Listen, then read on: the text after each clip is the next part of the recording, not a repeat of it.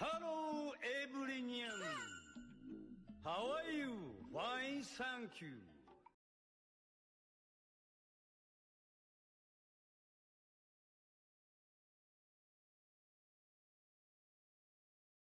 Hello.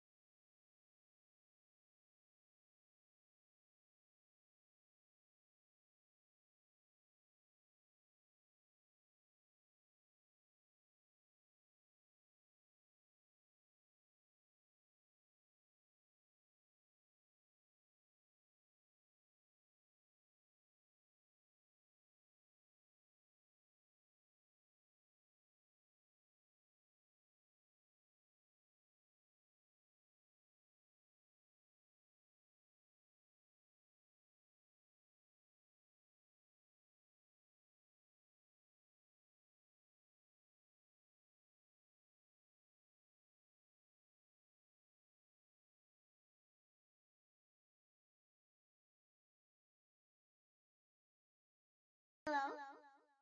Hi.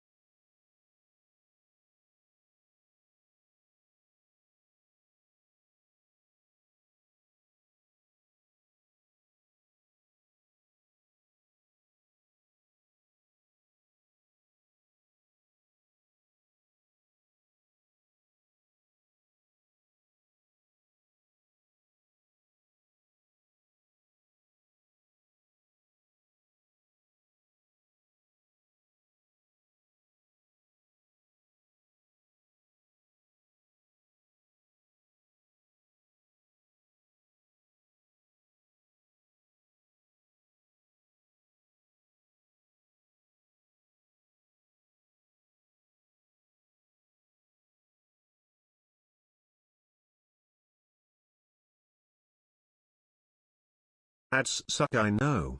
Your eyeballs pay for dog's food though.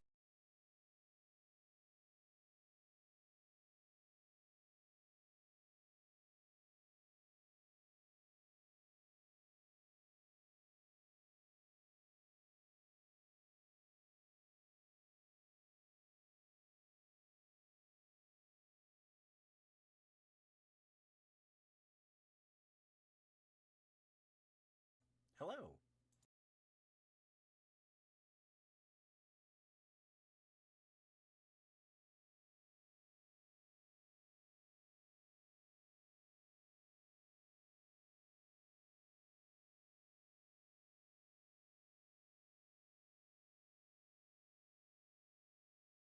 Oh, right. Oh, hang on a second. Dog is a Welcome ghost. back, Brooke.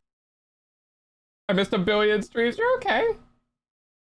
Hang on, dog is a ghost. Give me 1 second.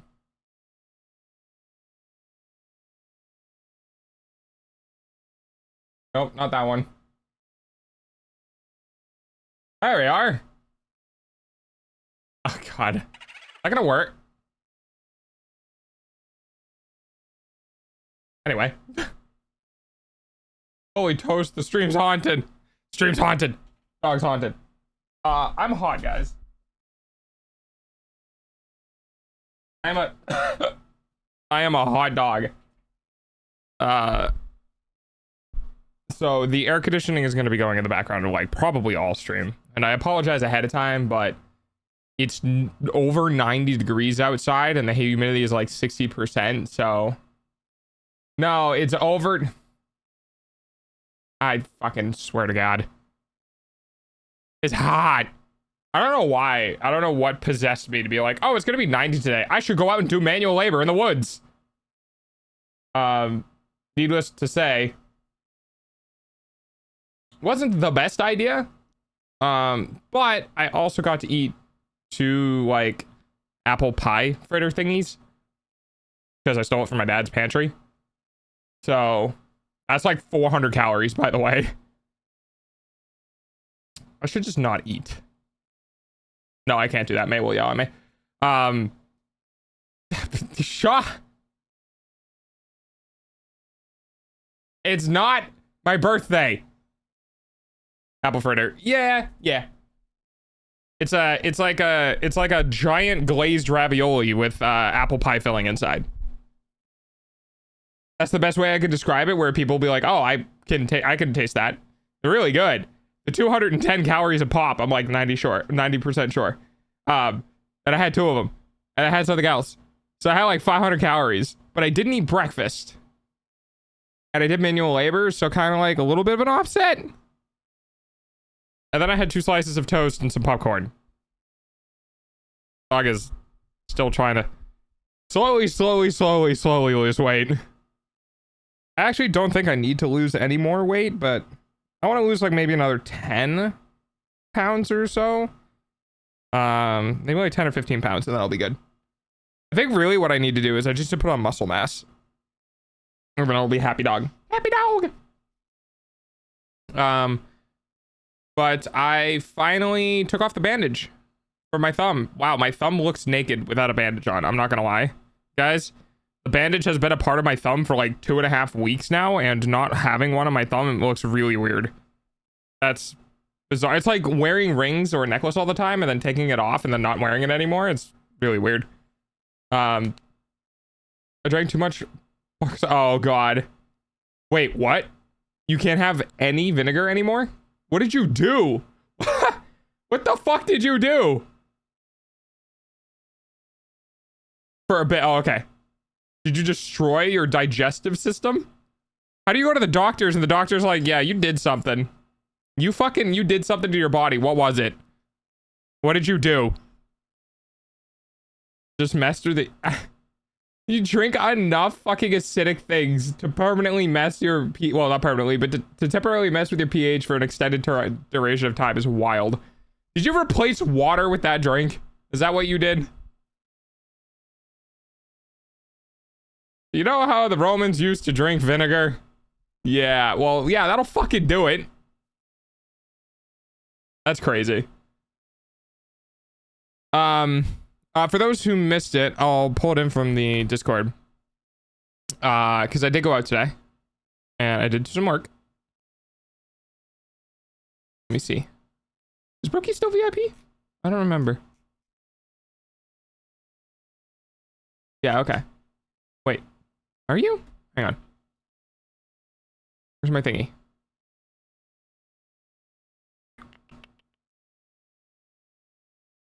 Oh, you're VIP for bits. That's why. Okay. In the media channel on the Discord, I sent this picture,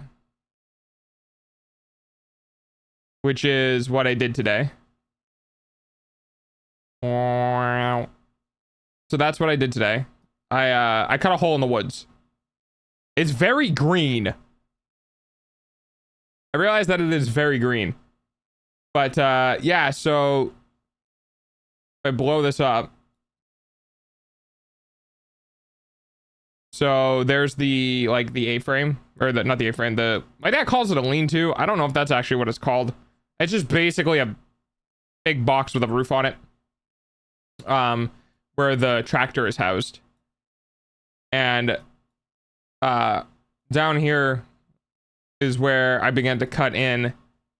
And then I ripped some trees out, some like saplings out. And then I cut down some of the like 3-inch, 4-inch diameter trees. And today I really just wanted to get this cleared out. And then I don't know if I'm going to do it tomorrow, but probably the day after, because the day after tomorrow is Wednesday and I'll have all day. Probably the day after, what I'll do is I'll go back out there. I need to look at the temp to see what it's going to be out on Wednesday and whether or not I want to do it. And then I'm going to go in, I'm going to take the chainsaw, I want to cut up, because the chainsaw is finally back. I'm going to take the chainsaw, I'm going to cut up some of these trees, I'm going to throw them in the pile, and then I'm going to take the tractor in there, and I'm just going to dig out the roots. And that will be a nice path where the tractor doesn't have to go all the way up the driveway and then cut in. So there's two ways to get into the site now. There's from here, from the lean-to, and then further to the right of this image where you can't see. Banana time. Hi, Banana. Further to the right of this image where you can't see, there's a path in as well. So there's two ways to get to the site. Where we are looking at, by the way, like this direction, I don't know if I can. Yeah, so you see I think this is the furthest stake. So this image, this little stick in the back here, that stick is the back right of the structure of where we're planning on putting the structure. So yeah, stuff is coming along. I still need to work on getting all the details and really solidifying my plan for the structure. And then we're going to get a permit for it and we'll start building. So hopefully this year. But we're going to clear this out, this pathway out, just so the tractor can make its way this way. Also, it's important to do this because if I need to use Starlink, unfortunately, I need to clear a lot of these trees. A lot of these trees are in the way. So, yep. Yeah, that's what I did today. I was only out there for a couple of hours. I think I was out there for like 3 hours. 11, 10, 1. 11, 10. Yeah. Thanks, brain. 11, 12, 1. I got up at 10. That's why I said that. Oh, hang on. You know what? I want to see what stock is going to do today.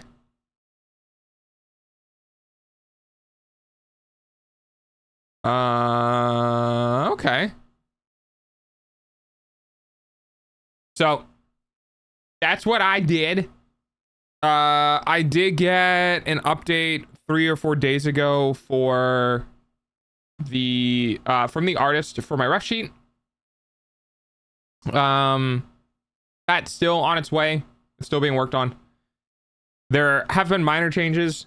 I am going from Husky to a Malamute, and So the ears are a little more rounded out and the tail's curled. The general color scheme remains the same though, because they're basically the same colors. The chibi sketch is finished. The special form sketch is finished.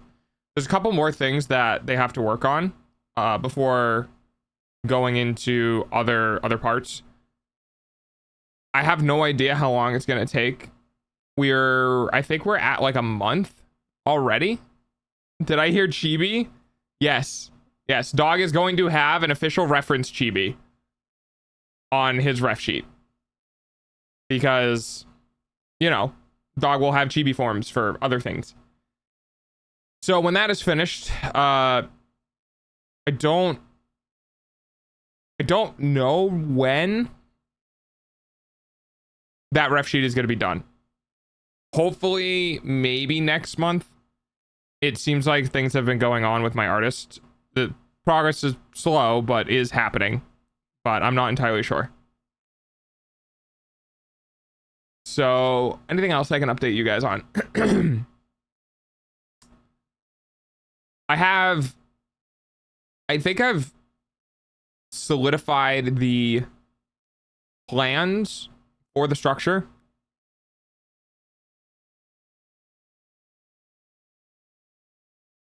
It's not big, but it's good enough.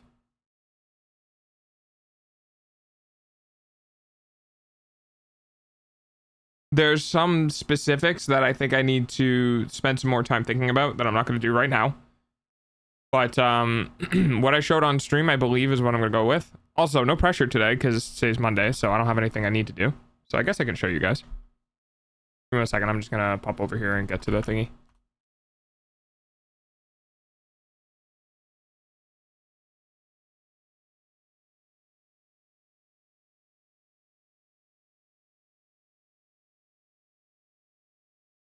Okay. So I realize I can do this and just... So for those who are not there, this is basically the idea that I have right now. It's not big. I mean, it's bigger than what it was by a lot, by like a pretty good amount of size. I've spent some time trying to kind of like think about it in my head of roughly the size.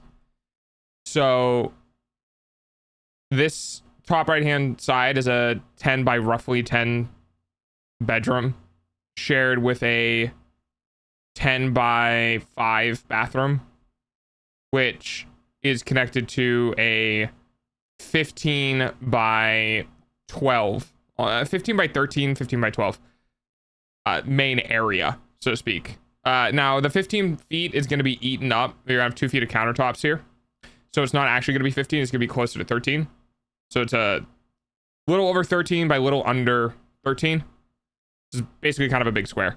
It's really not that big. It's about 2 of me laying in one direction and about 2 of me laying in the other direction. So it's not huge, but this size here, this little under 15 by 12, is basically the size of the last structure. So there's that. Now, the biggest thing, the biggest thing that I was thinking about was, am I going to do a lofting area? If I do a loft area, you know, how do I want to do it, right? Because I can do a loft area that's, you know, on the 16 side, right? 10 by, it's really 10 by 10 ultimately, because it's gonna be 3 feet in from this wall and 3 feet in from this wall is where some of the rafter strapping is gonna go. So that's gonna come down, and then that's gonna be a wall. So it's gonna be more like a 10 by 10 if it was up here. Now I could extend it further to the left, but I don't know if I want to really do that. I think that might be what I go with, because I could probably do excuse me, I could probably do a 10 by 10 space up here, in the loft area, and then put access to it somehow. I'm not exactly sure. Are you talking about the tiny house again? Yes, I am talking about the tiny house. The size has changed, by the way, Musty, since the last time you were here, I believe. But the structure size has changed. The biggest problem right now, yeah, we went from 12 we went from glorified shed, which was 12 by 16, to tiny house of 24 by 16. So we've gotten significantly more space because we realized that if it classifies as a dwelling, it needs to have a permit, even if it's under 200 square feet. So because it would classify as a dwelling, we need to get a permit. And my dad was like, well, if we got to get a fucking permit, we might as well just do it any size. So we slotted out the land to a 24 by 16. And now we're working with that. And basically the biggest problem is just, well, it's not really a problem. It's mostly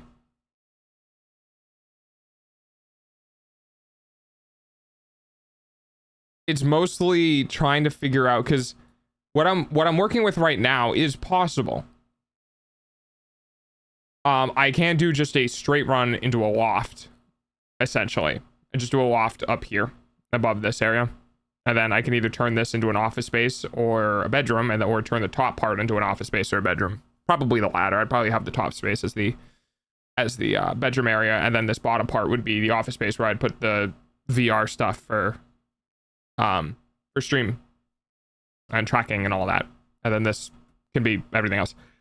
But the thing is that my bucket list, and I'm not joking, one of the things on my bucket list in life is I want a master bath.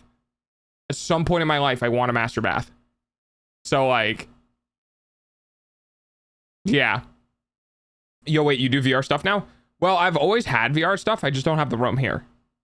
I live in like an 8x10. Well, my bedroom's like an 8x10. And it's filled with my desk and the queen size bed. So I'd have zero room to do VR stuff. But I have, like, with the trackers that I'm going to be using for VTubing, I technically have full body tracking. But if I want to not be in VR, right, with like my hands and stuff like that, I don't have full body tracking. So there's kind of like some wonky stuff. But yeah, banana. But yeah, it gets confusing. Part of me wants to say fuck it and go all in. I'm actually gonna be getting a headset this week. Oh, what are you getting?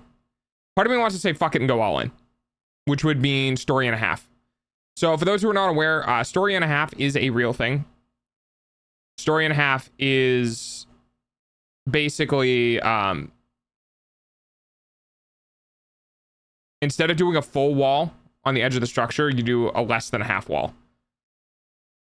If I did less than a half wall with the roof that I want to do, I could have a pretty wide upper area, like an upper floor. Now, my biggest problem with this is heating and cooling the upper area. That's kind of my biggest problem. If I did that, I could increase my square footage by roughly, I think, 200 square feet. Because I could do a 10 by... No, it'd be more than 10.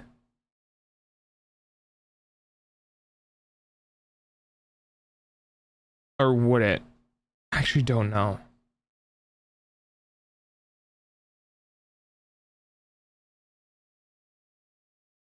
I'd have to look into it. There's a lot of stuff with the way the roof needs to be. There's a lot of stuff with about the roof support. And doing posts for the roof and stuff like that. So there's some stuff that needs to be figured out, but 3S Meta 3S, that's cool. I hope you enjoy it. The first time I ever stepped into VR was on a CV1.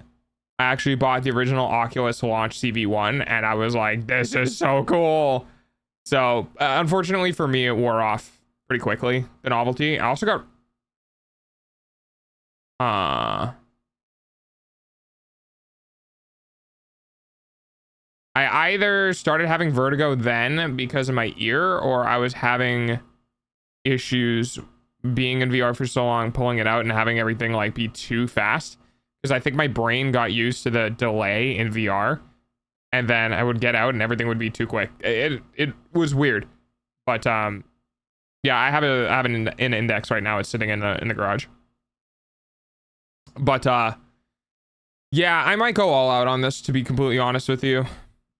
I don't really want to pull punches on this structure. I just really want to be able to punch my long distance friends. Hey, that's fair. That honestly is the biggest use case for VR, in my opinion, is socialization. Video gaming is really not a whole thing. Like, video gaming in VR just doesn't really work because there's no feedback. There's no...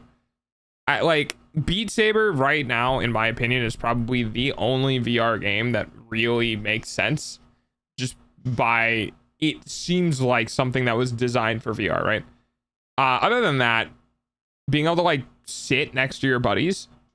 obviously, you can't touch them. But being able to be, like, around things that look three-dimensional is really nice. It's a good way to, like, meet people and stuff. But, yeah, so this structure, I might go all out. I might see if I can take this floor plan design and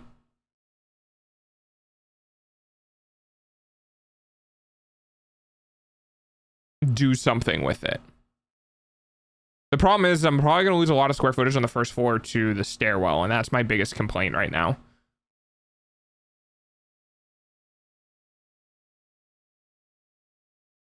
But I don't really need it for much else.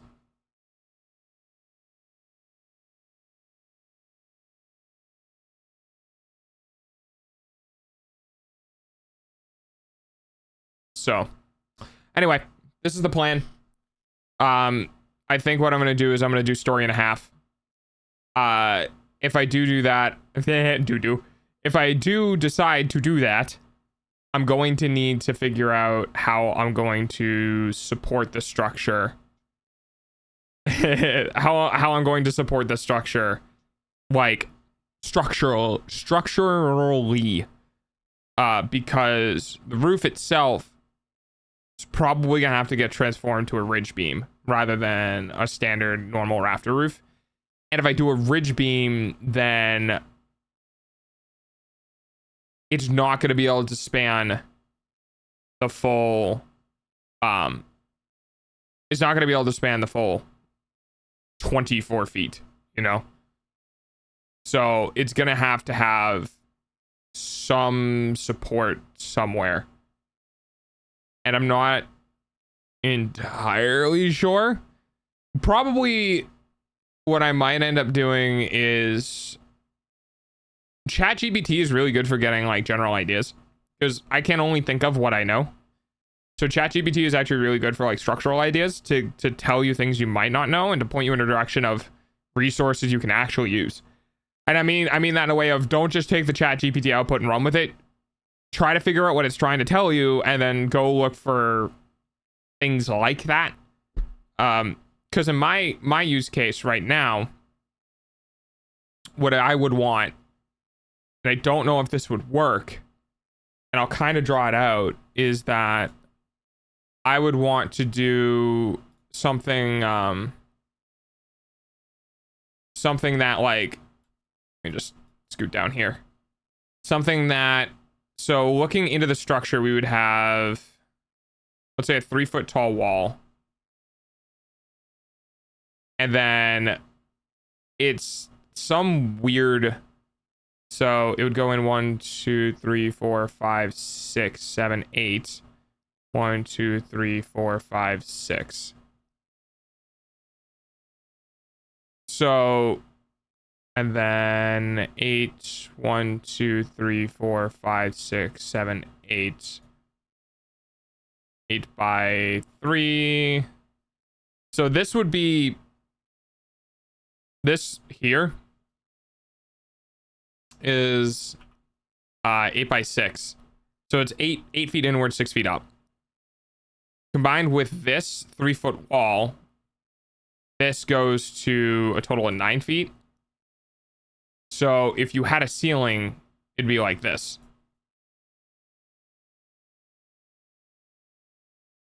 I'll go doing math again. Yeah. So a 7-foot ceiling would go, a 7 foot is kind of the bare, is what is classified as the minimum allowed. Cool. My undo button is not working. I love that. It's what's considered the minimum allowed ceiling height in a residential complex. And then my head goes here. So this is 1, 2, 3, 4, 5, 6, 7, 8 feet. Now, I can technically change this. This is where things get wonky though, right? So I can change this to a 45. 1, 2, 3, 4, 5, 6, 7, 8. 1, 2, 3, 4, 5, 6, 7, 8. Right? So now this is a 45. Combined with 1, 2, 3, 4, 5, 6, 7, 8. So this would be roughly like the side profile of the structure. So you have your 8-foot first floor, and then you have a 3-foot secondary floor, right? And then the peak here would be 8 feet above this, which is 8 plus 3. So the peak is, I keep forgetting my undo doesn't work. Peak is 8 plus 3, 2. So this would be 11 feet total plus 8. So this would be 19 feet. Then what this does is it raised the ceiling height to 11 feet, 10 feet, 9 feet, 8 feet. So this is now 8 feet. This is now the minimum height, and this is my head height. The problem with doing this is that a 19-foot tall peak on a structure that is only 24 feet wide, you kind of get in this weird like shape issue. There are technically other ways to do this, of bringing this, like if you brought this wall down, you could do something like this, right? So now this is a 2-foot, but the thing is now you end up in a scenario where like this is just harder to walk on when you roof it. There's a lot of weird things, and the peak doesn't really move.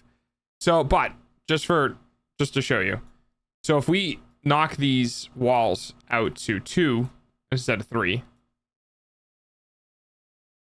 but we keep the same 1, 2, 3, 4, 5, 6, 7, 8. 1, 2, 3, 4, 5, 6, 7, 8.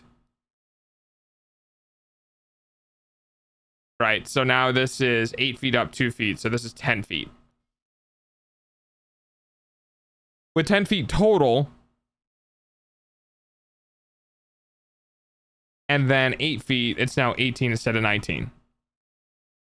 Again, but the issue with this is that 10 to 9 to 8 to 7. So the actual usable like minimum height on this 10, 9, 8, 7. So when you're in here, you'll have 1, 2, 3, 4, 5, 6. You'll have 6 feet before you bump heads into the ceiling, right? And then here, this is okay. Sorry. You'd have 6 feet before your head's about to touch the ceiling. This is the minimum that I can walk in. And what that means is that I am dog. I am 6 feet tall. Hello, I am dog. Right. So my minimum, like my ability to move around here would be 1, 2, 3, 4, 5, 6, 7, 8 total feet. And then, but the walls are going to give us 10, which I think is technically here. 1, 2, 3, 4, 5, 6, 7, 8, 9, 10. Yeah. So this is essentially what it could be. Now, the other thing you can do is you can keep this peak and then go out like this.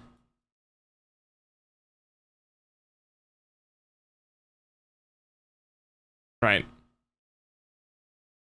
So now this is shallower though. And what is this? 1, 2, 3, 4, 5, 6, 7, 8. 1, 2, 3, 4, 5, 6.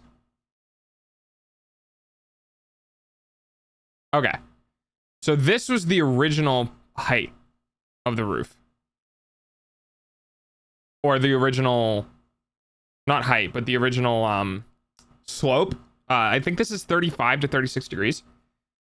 So what this gives you is I think 1, 2, 3, 4, 5, yeah, 6 feet. So that's really good because that basically means by the time you are standing back to this wall is exactly where your head is going to hit. Is where my head is going to hit. So you can't raise your arms up, right? But it also means that my head height is now basically all the way to the wall. So the ceiling height though, right? So that's 7 feet. That is a minimum ceiling height. And then the actual ceiling height of what is done in commercial is that. And that doesn't look too bad. So this is, you lose here on the actual, so like a normal one would come out to here and then go down, right? And then come out to here and then go down. So this right here is 8 feet tall and then 10 feet wide. So this gets knocked out essentially to 8 feet tall. Man, this actually works kind of well. I don't know though. No. Yes. No. Maybe. This.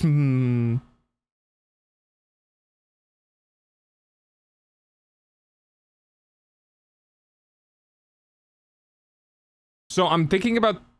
Okay, let me explain what I'm thinking. So I'm gonna teach you guys. Something. You ready? So, a roof, right? I'm gonna leave a little gap here in the roof just so I can show you what I'm talking about. So I don't know. That looks about right. So here's a roof, right? I'm gonna teach you guys some architectural stuff. There are 2 different ways to do. Hi, Franzi. There are 2 different ways to do this roof. You have a ridge beam, which would go right here. Well, actually, technically, it would be, if that's the bottom, it'd be more like, here. You have a ridge beam, or you can do a ridge board. If you do a ridge board, things change. So a ridge board is not structural, okay? Which means that there's no significant support. It's just resting these on top of it. And because of that, when you have a load on the roof that's forcing down like this, it's going to want to bend like this.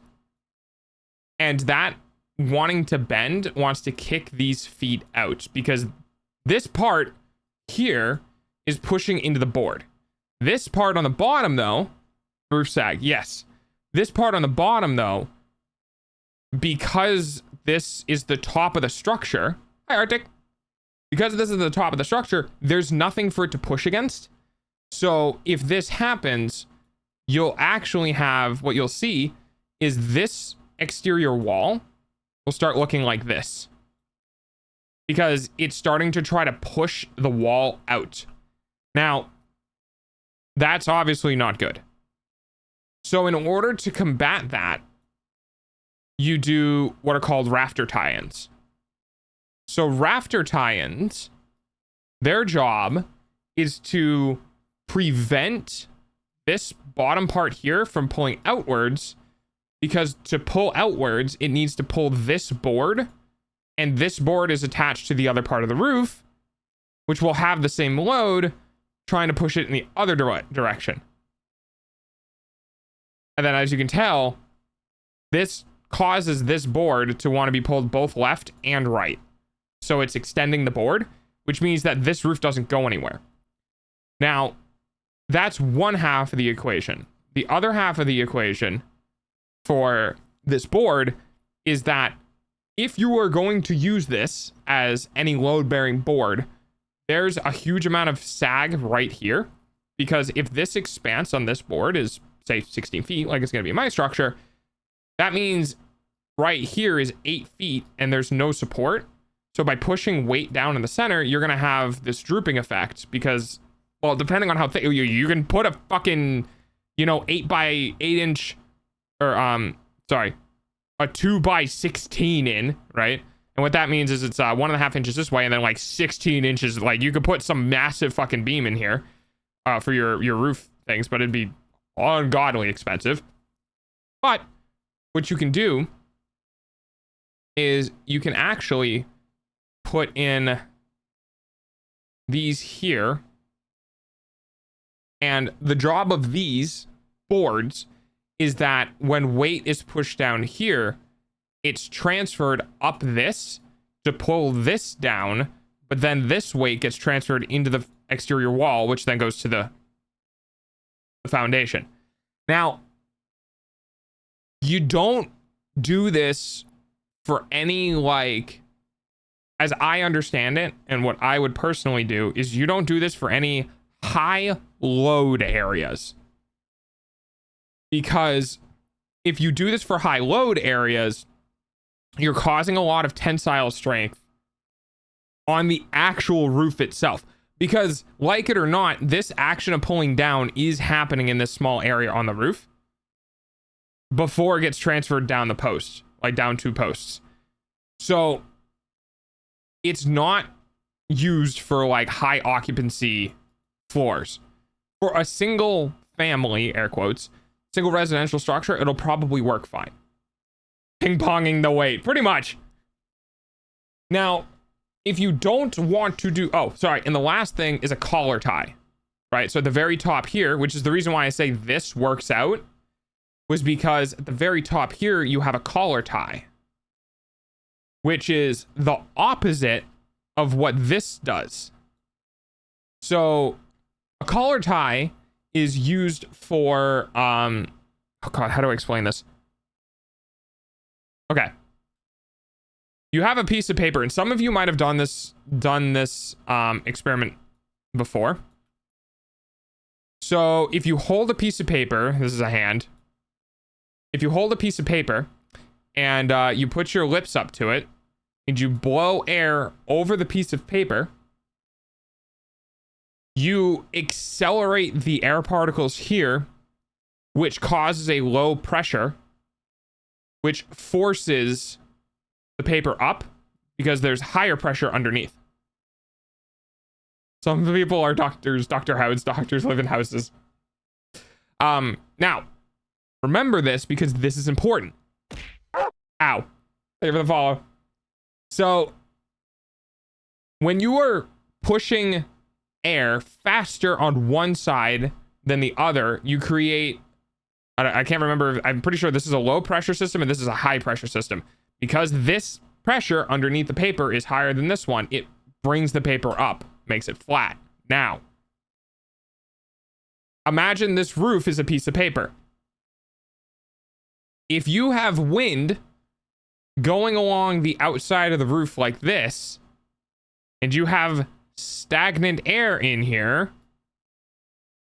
okay, you now have a high pressure system inside of the structure and a low pressure system outside of the structure, which creates an outward force on the roof, which makes it want to, and I'm not joking, makes it want to bend in the opposite direction of what the sag was. And in order to prevent the roof from going outwards into the low pressure, you put a collar tie at the top that essentially does the same thing as this does for the opposite direction. So one of these, this is very funny. This bottom one supports a load downwards. This top one prevents a load outwards caused by wind. Now, if you don't live in a high windy area like I don't, in the middle of the woods, you could probably forego this. Wouldn't recommend it because it's just a fucking board. You just whip and you put it in. The reason why I'm not going to is because I plan on having solar on my roof. And solar can turn into sails as wind gets up underneath them and tries to pull them away from the structure. Not worth it. Just put a collar tie on. They're fucking, it's a board. It's cheap. It's fine. So that is one way. Okay? That is one way to do it. The other way to do it is to do what is known as a ridge beam, which a ridge beam is structural. So when this gets pulled down, instead of having to push all of the weight to the sidewall here, what happens is that the weight gets pushed into this. So when the load is applied to the roof, instead of bending like this, it has that downward force. Half of it gets transferred up to this beam and the other half of it gets transferred to the wall. So with a ridge beam, however, this beam needs to be structural, which means it needs to be supported. So you normally have a thick ass in-wall beam on one side of the house, and then as the beam travels through the structure, this is the other side, right? So here's a wall, here's a wall, and then you have the rafters coming down here, right? So as this beam moves through the house, it's going to sag, right, in the middle, because all of the weight from the roof is being applied to this. Now it's going to have support on this side and this side.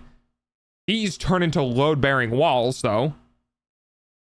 And in order to prevent the sag in the middle, you need to put in some sort of support, right? Now, what I was thinking was, is there a way, and I could be right or I could be wrong, is there a way where I can do kinda both? And what I mean by that is, if I have a ridge beam and it's going down, right? Can I make a header and try to distribute that weight on either side? Effectively having this open up instead of, you know, going like this.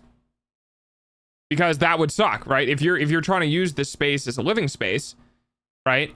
And you have a giant fucking beam in the middle of your living space, it's not going to work very well. Now, there might be some things I can do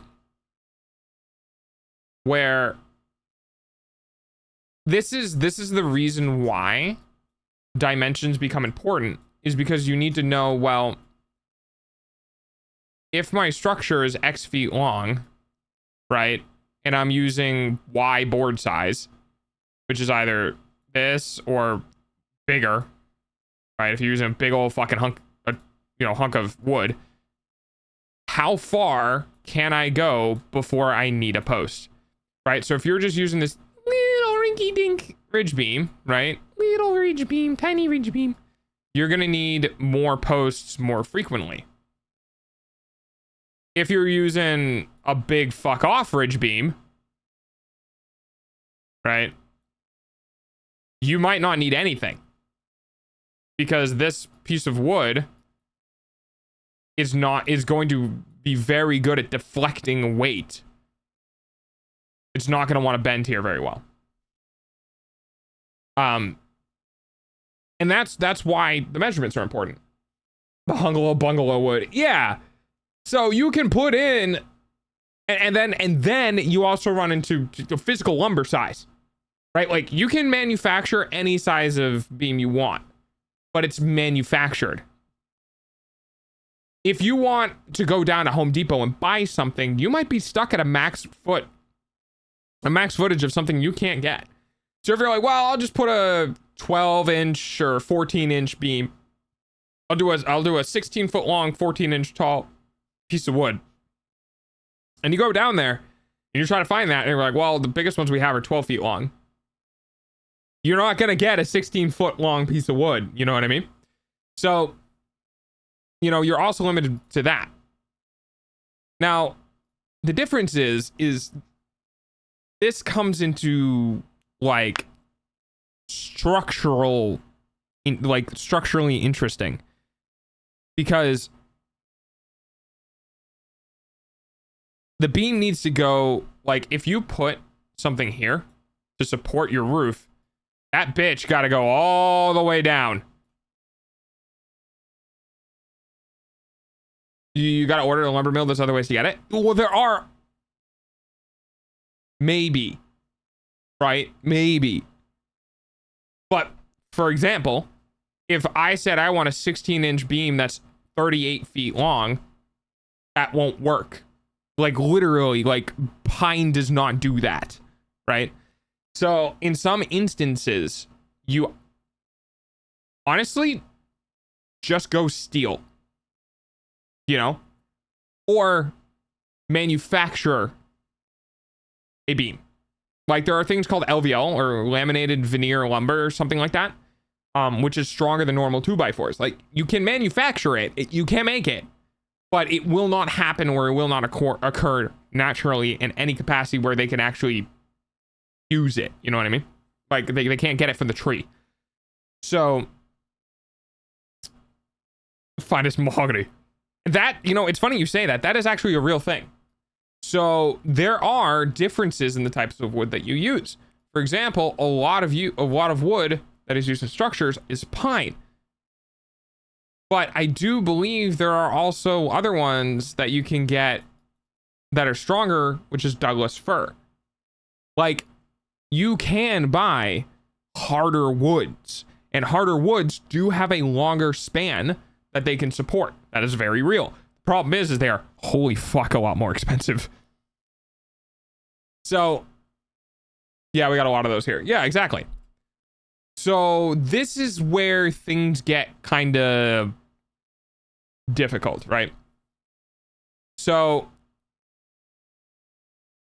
in order to do rafter tie-ins, the rafter boards would have to go here, which cuts directly through the center of this upper area. I cannot do rafter tie-ins. If I don't do rafter tie-ins, I have to use a ridge beam. That, as far as I am aware, I could be very wrong. As far as I am aware with this particular house shape, if I don't do the other thing, I gotta do this thing. And if I do this thing, I gotta figure out how to make it work. And I don't know how. Right? I don't know, like, how I'm gonna make it work. Because the bottom floor has, like, this floor has no posts sticking out of the, like, out of the floor into the ceiling. Nothing. Because the roof doesn't need it, right? The second we go with a ridge beam that needs to be directly supported by the foundation, different story. So I can put more sonotubes. So the original plan was something like, you know, just this and then this and then this, right? Just do do do do do do do do do do. Now, the reason why you need to, you know, plan things out all at once, kind of with a structure, is because, for example, if I have a stairwell that goes, you know, up like that, whatever, and then there's a opening here, right? I might want to put the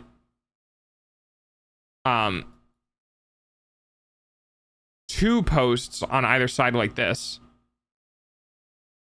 on either side of the door, right? Because I showed you down here. So if I do two posts on either side of that door where this can be supported by a big ass header beam, that would need to go all the way down through this first floor, and then I would need to install,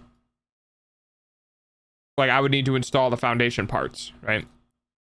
Now, a bit of a problem with this is just the sheer fact that, like, it's gonna have to go in the middle of the room on the upstairs.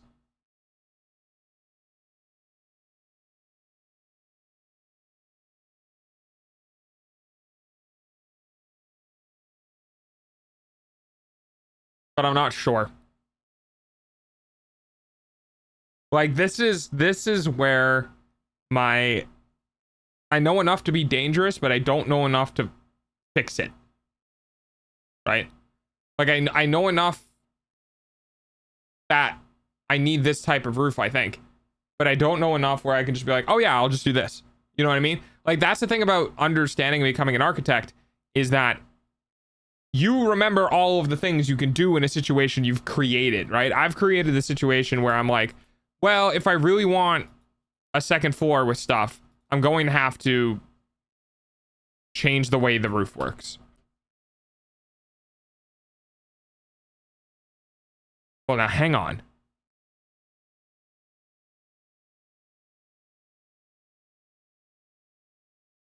Wait, hang on.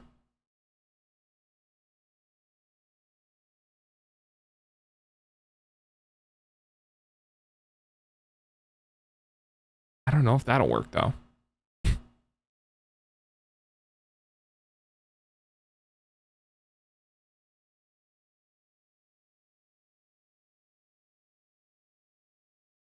So my thought is that, are we doing meth? Alvera, I still love your name. Yeah, some meth. Some meth. I need to look up if I don't need collar ties, or I don't need ties for these rafters, if this becomes structural, because the load on the rafter here can get transferred through these posts here down into this floor joist, and then out into the exterior wall. What the hell is Skrunkle mode? It's a different model.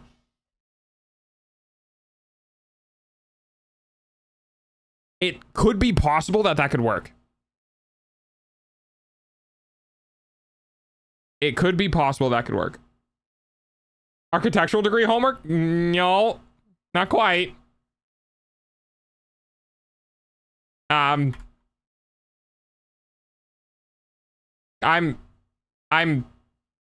making a house that I am going to live in. So, hi, I am dog.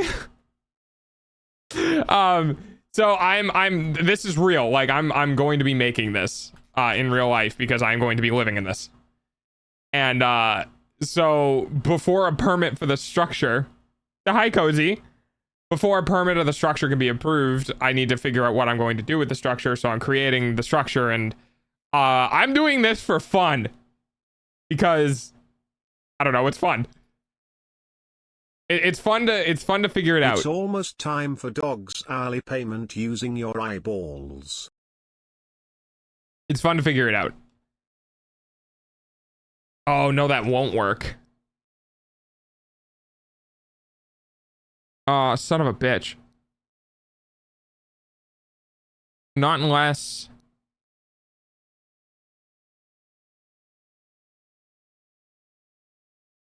So the reason why this won't work is because there's no resisting support here. So if you can't span this normally and you're trying to add more pressure from the roof, you're just bowing the fuck out of this. So that won't work. You would need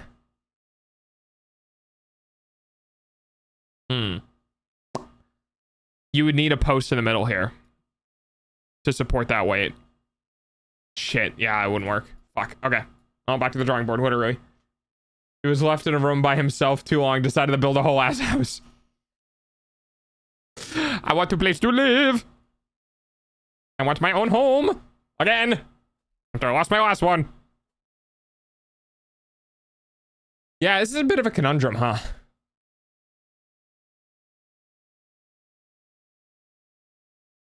I don't really know how to solve this though.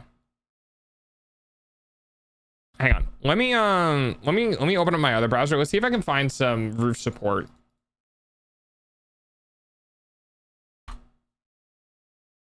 If I can find some ideas. Yeah, but that's a fucking wall directly through the middle of the structure. Of course, like...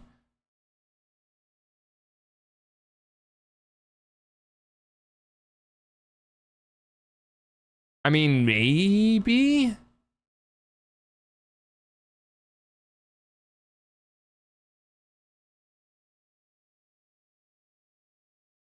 Could you do roof trusses? Yeah, but that's a gambrel roof. Which I'm not doing. I'm doing a... I actually have no idea what this is called.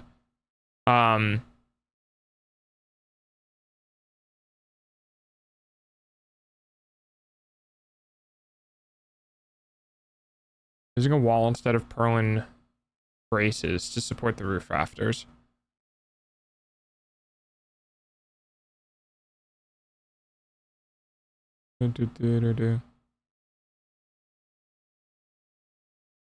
Yeah, because I can't really quite figure out what are you using? Just really thick ass beams? I mean, yeah, technically that is a way to do it. What about this?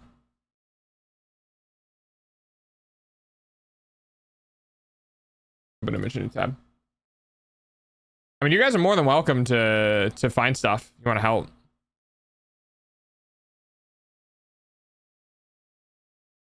I'm not quite sure.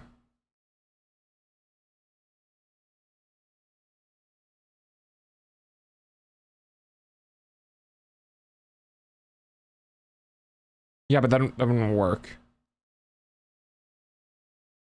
Add prison, no! Rip.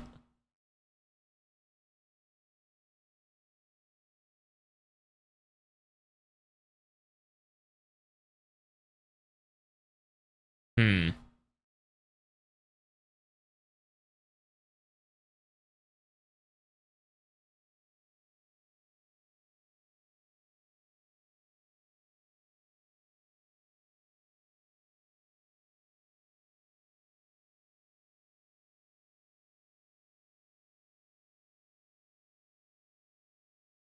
that possible?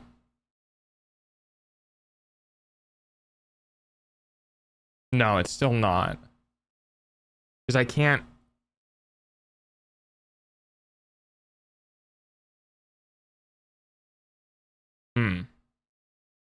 See, this is the reason why. This is the reason why having a degree is useful, because I would know this. I know the answer to this question. I do not know the answer to this question. I am guessing. Let's see.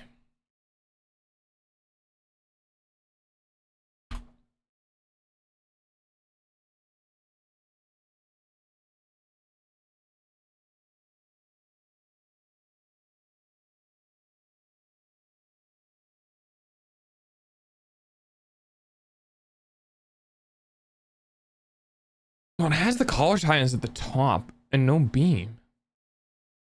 How is it not pushing the wall? Is it because it doesn't have enough leverage? Oh, wait. Is that why? Is it because it doesn't have enough leverage? Oh. Wait.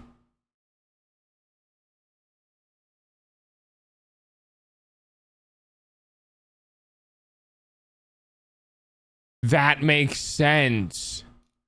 So I didn't even think about that.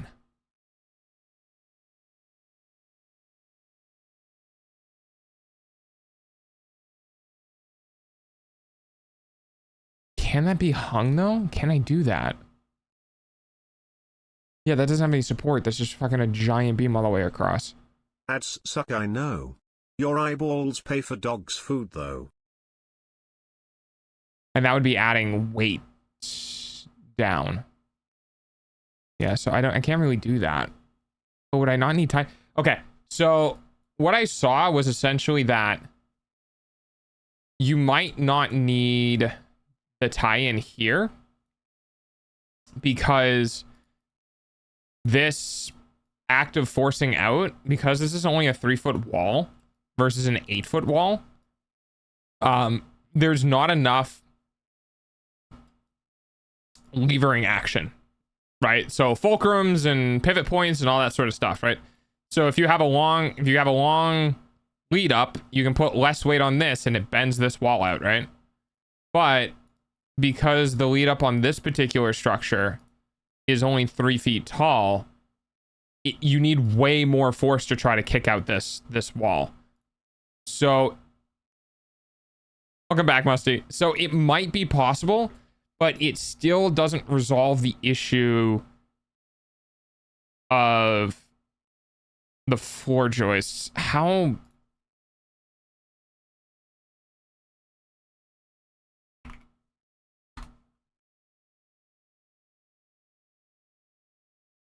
For a 16-foot span floor joist, a 2x12 joist, spaced 16 inches on center, is generally sufficient.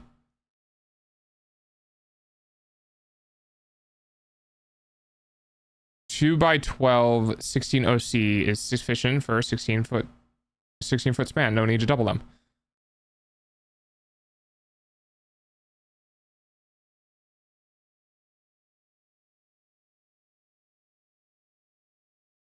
Sounds like overkill unless he's using storing pianos.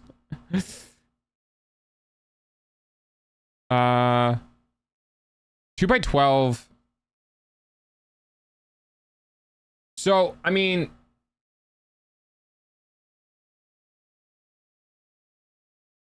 yeah.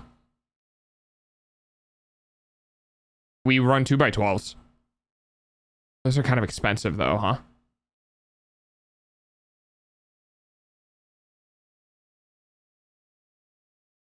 That's gonna add a little bit of height. Fuck it, we ball. Well, if I can get 2x12s to run the 16-foot span, we could block in between to help share the sag as well. Which actually something I saw the Master Carpenter do while he was up here. So basically, if you have these big boards that are expanding a long distance, you can actually block in between like this. And then when you stand on this board, it will help share the weight with that one even more than just the panel will. Like the normal like flooring panel that goes over it. And you can block off all of the ones basically that go through. So there's a possibility of doing that. 16-foot span, having the ability to just do that would be really good. Now, that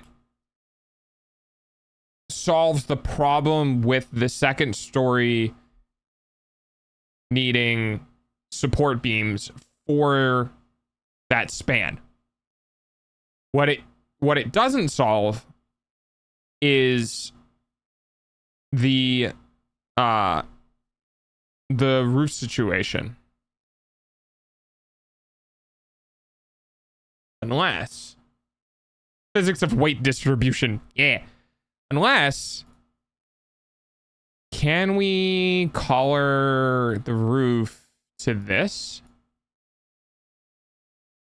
If this is the load,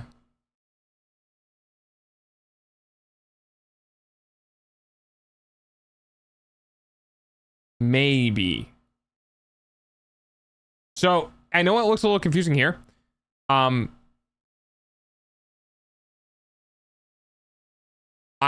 You're not putting these walls under the trusses.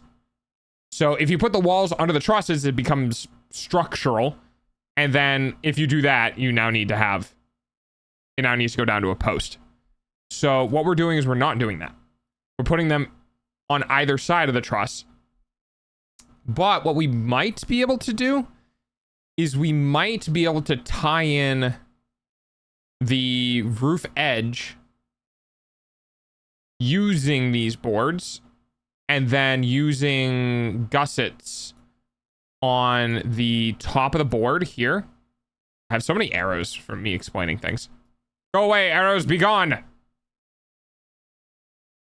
There we go. Okay, more arrows, go away. Yeah. All right. So I could put gussets on the top of this board, which will help resist twisting.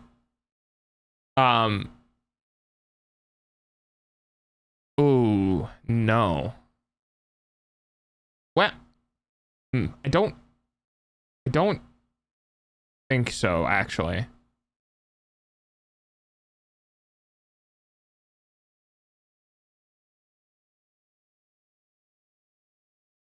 Well, no. That could work. That could work.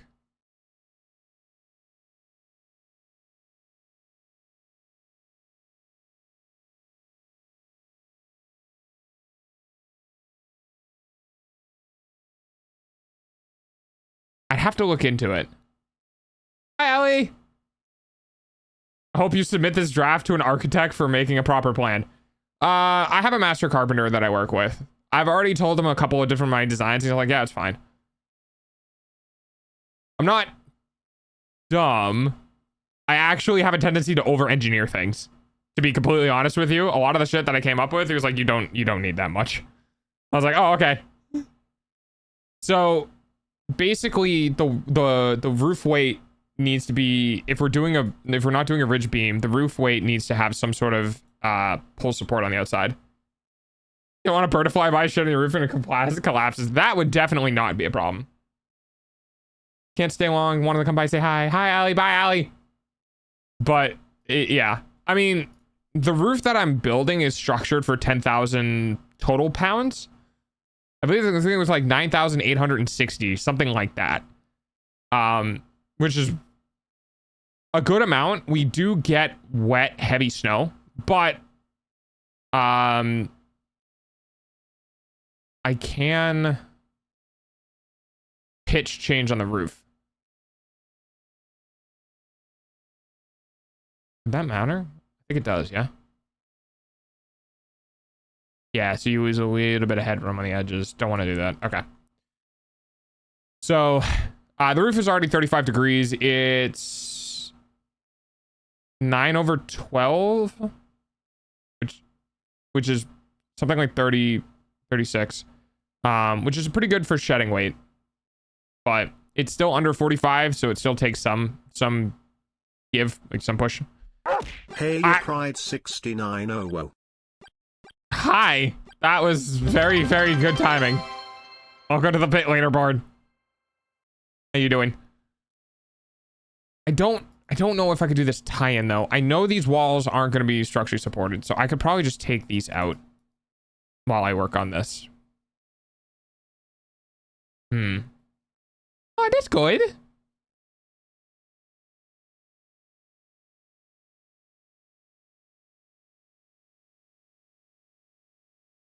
Oh, and you're an FFC supporter. Dude, Frankerface. Oh, man. I've been around for too long.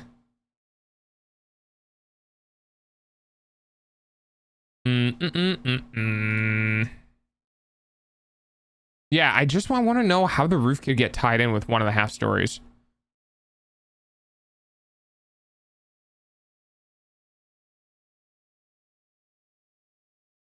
As rafters drop, it's pushed at a plumb.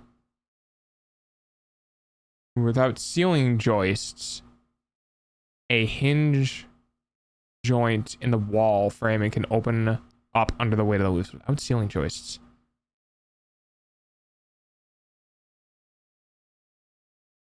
Do I need...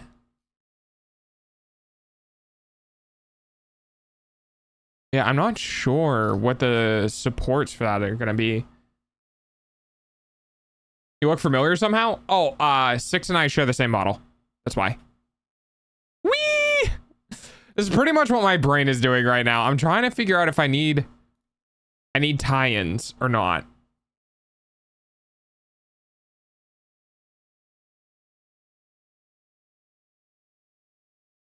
I'm not sure. Yeah. Don't worry, I'm getting my own model. Soon-ish. No, not soonish. Eventually. It's in progress. It's in progress. I have art and stuff being done for things, but it's going to take some time because I'm moving to 3D. So, yeah.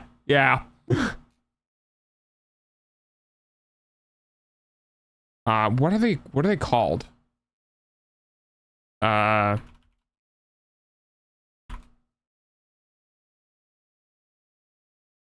called a rafter tie.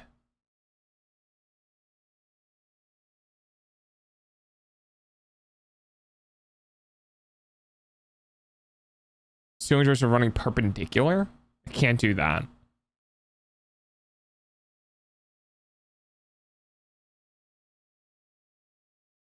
Let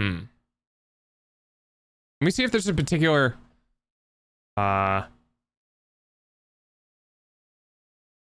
it's called a rafter tie wall height. I want to know if there's a specific wall height that a rafter tie needs to be used at.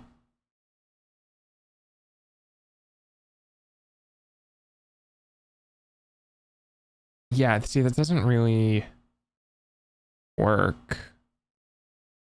So the best that I can do is one up here. Right here. And that's more of a collar tie than a rafter tie. I don't really... Oh, also, Dog is working on designing his future tiny house. Well, tiny in air quotes. Because it's going to be a story and a half. But yeah. I'm running into a situation with the strain load on the building being distributed appropriately.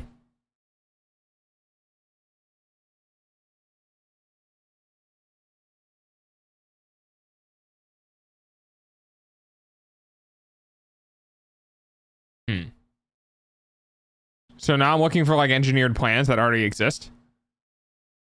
Yeah, see, that's not going to work because those sit on the...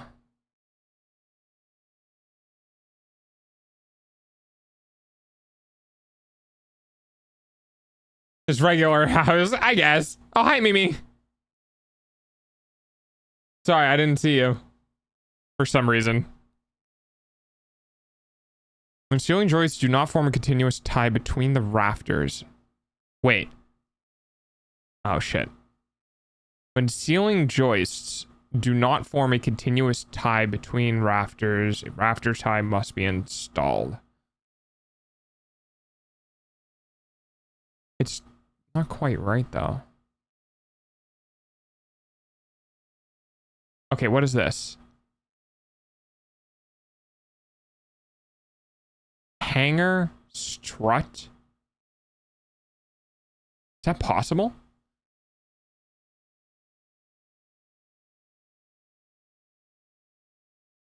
"12-degree vertical rise distance from the bottom of the rafter, 5-sit knee wall." So what are the struts for this? Okay, I found something that I'm looking at. Copy image.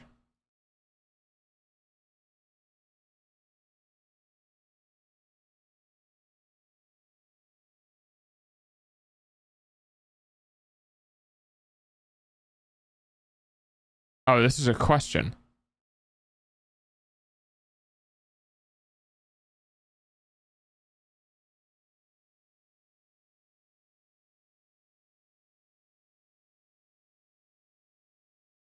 Yeah, I'm not quite sure with this one. Your concern is the wall spread, correct. I think that the hangers and the struts would mitigate that, but I'm not that type of engineer. I'm trying to avoid a two-tier structure because I think it would be too big for this location. Won't engineered trusses take up too much room to reduce the standing? I don't want to do that because the roof matters. Not that big of a structure. Your structure is just not that big, and I'm pretty sure that's also technically true. It's not that big. Because, like, the roof span is not that wide. I don't know. So, like, this span here is not that big. I actually don't know if it's a requirement. So, this is a small amount of leverage. And then this is not that wide of a roof. So it's not going to have as much weight. I don't think it'd be required.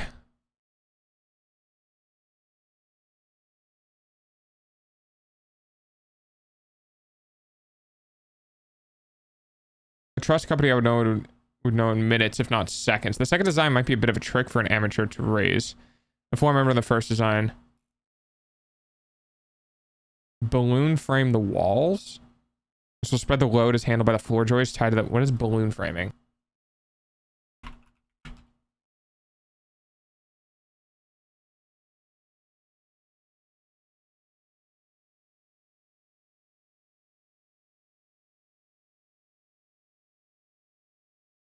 Oh, interesting.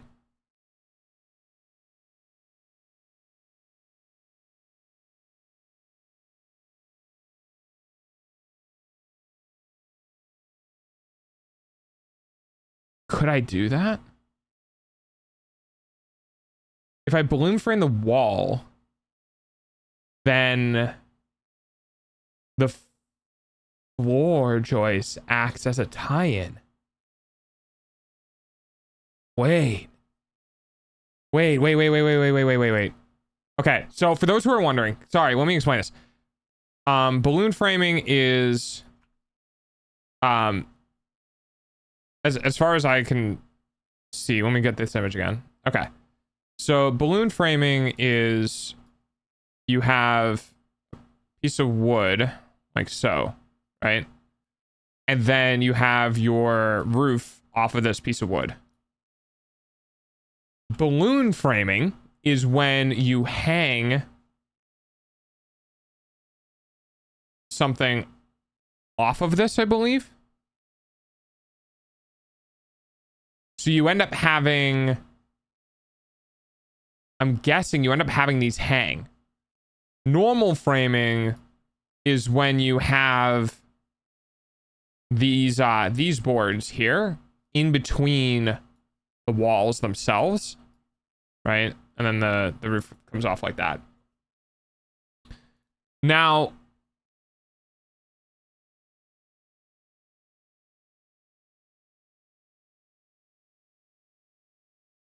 less common due to fire safety concerns, which makes sense.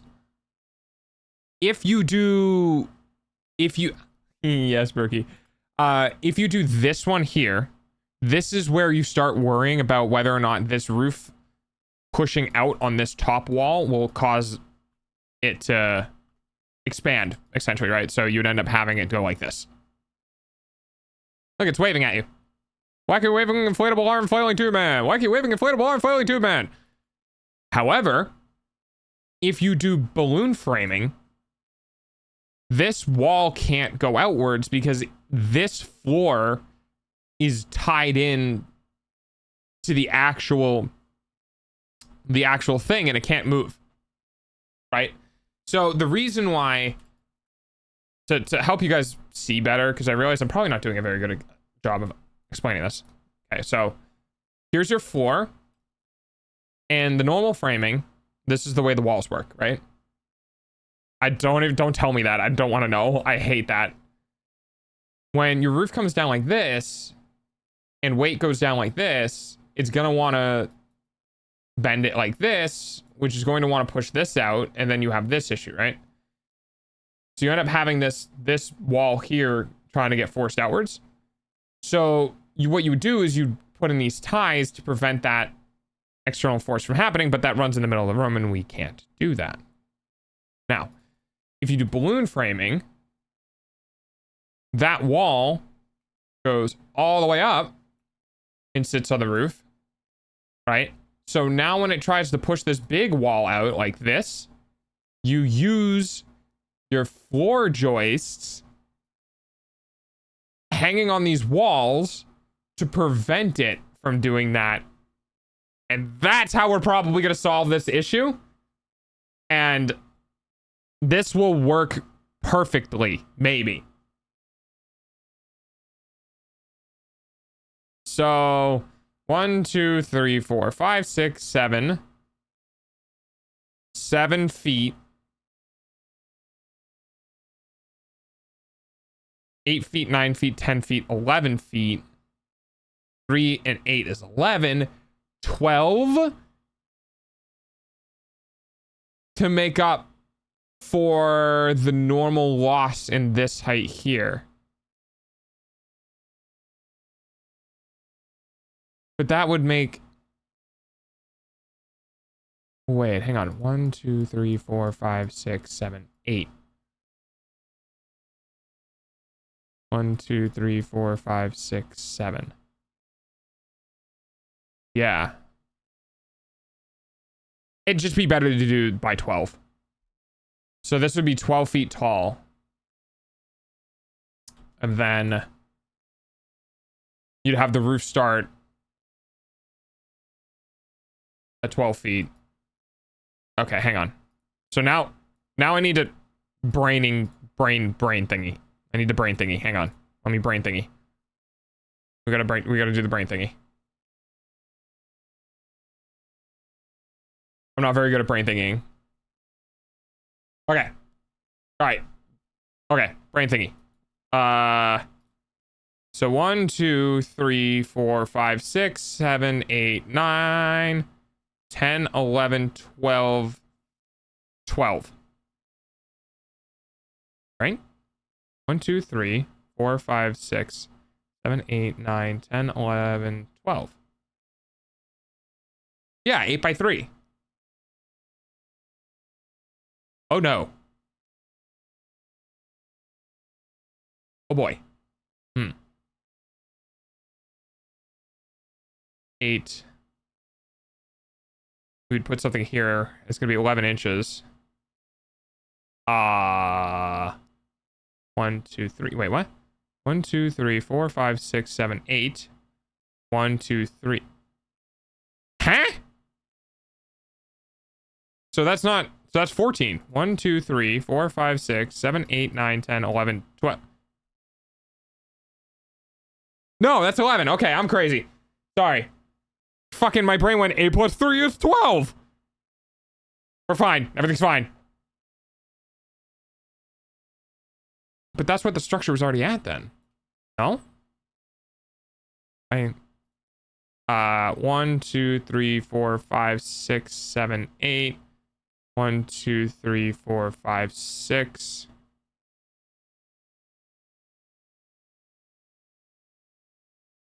And then that puts this at 1, 2, 3, 4, 5, 6, 7, 8. So this is 8 feet here. This is 7 feet. This is 6 feet. This wall, just 4 feet in. So did I mess up somewhere?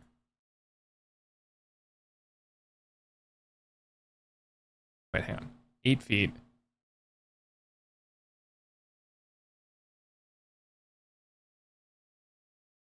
Uh-huh.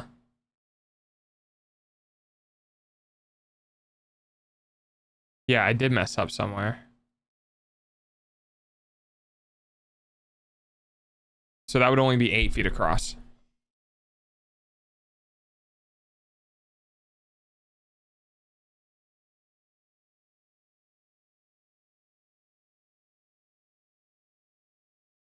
Okay.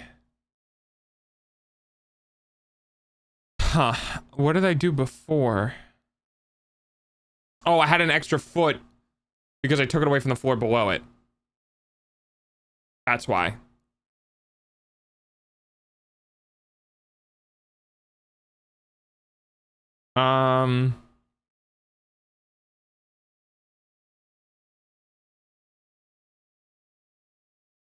Happens to be Delta in chat. Wish me luck that I sleep better today. I'm off to bed. Oh, I hope you can sleep better, Franzi. I realized it was really hot the other day. Is it cooler today? It was like 30, 31 in my home right now. Well, not in my room because I have the AC running, but in the house it is.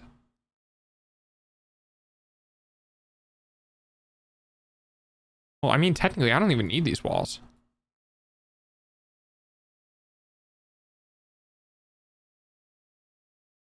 That is a lot of extra sources. It rained today, so yes, it's cooler, but it's still over 20 in my flat. You got this, I believe in you. Turns out my CK3 character brother enemy was... Oh, oops.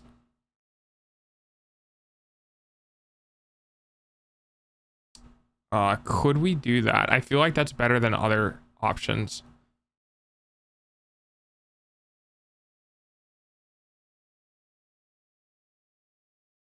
Rib band?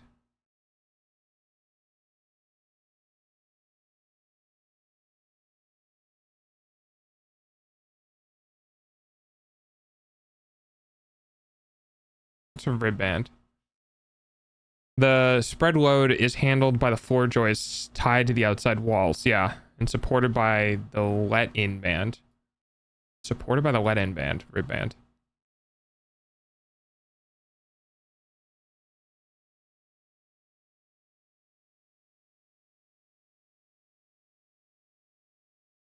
The ribbon band?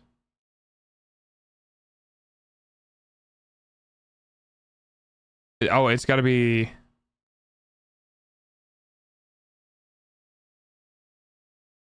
Yeah, I think that would be what I would want to do.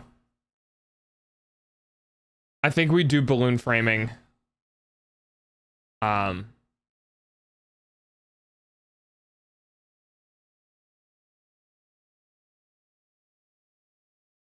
be able to do the roof.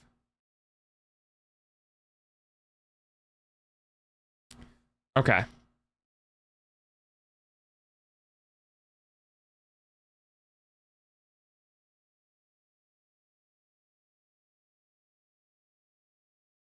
Gonna have to notch it in. That's gonna be a pain in the ass though, but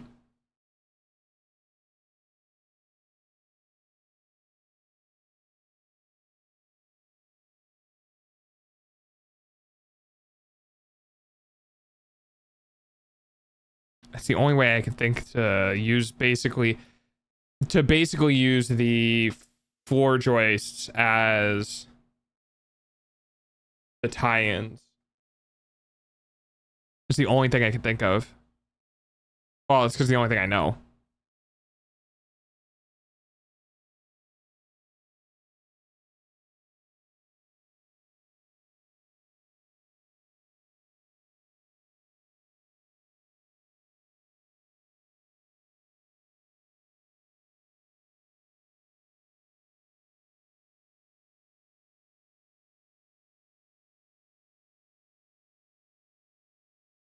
Let's see.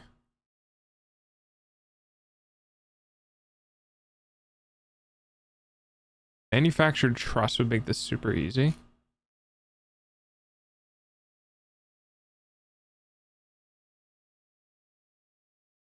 Again,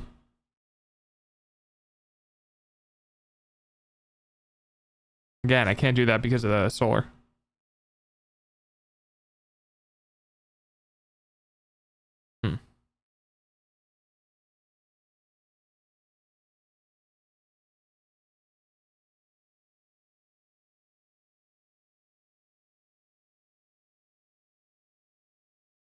This is a really weird conundrum that I'm finding myself in.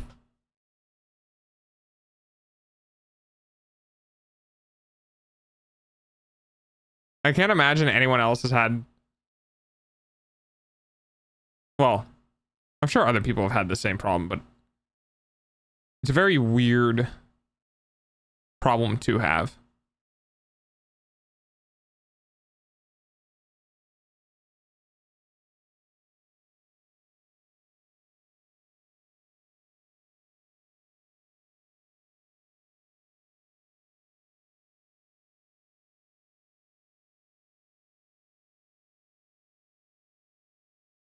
Floor joists can be used to prevent the roof framing from pushing the walls apart, but use a 2x4 to tie the rafters to the floor joist. Okay. So this is a recommendation of it would have to be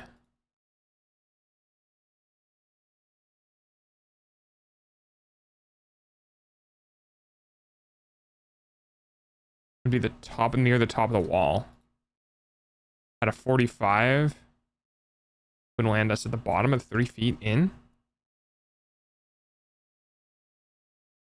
which would be exactly where this would be.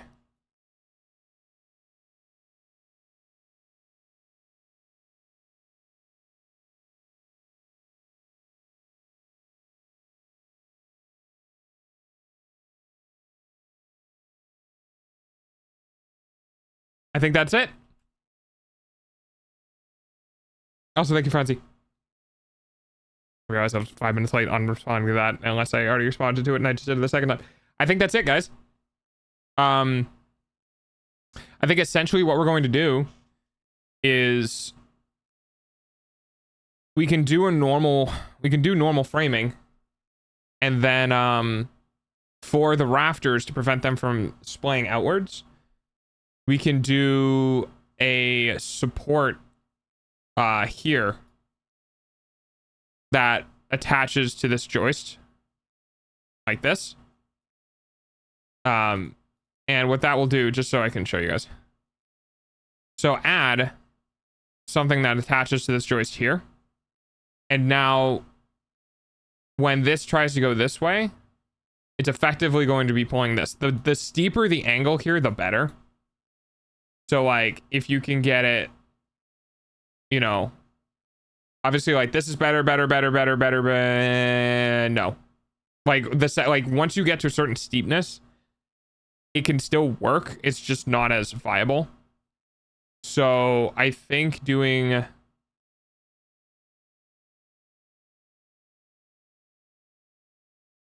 hang on. Oops. If it came down here to tie in, and then the wall was here. This would be the interior wall. 45 degrees, 3 inch high, 3 inch in. 3 feet high, 3 feet in. Okay. I think I did it, guys. I think I did it.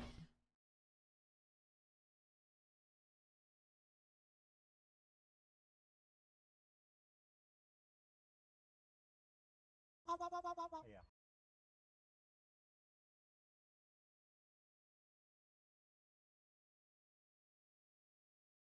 So essentially here's the image that I found. I'll pull it up on stream. Here's the image that I found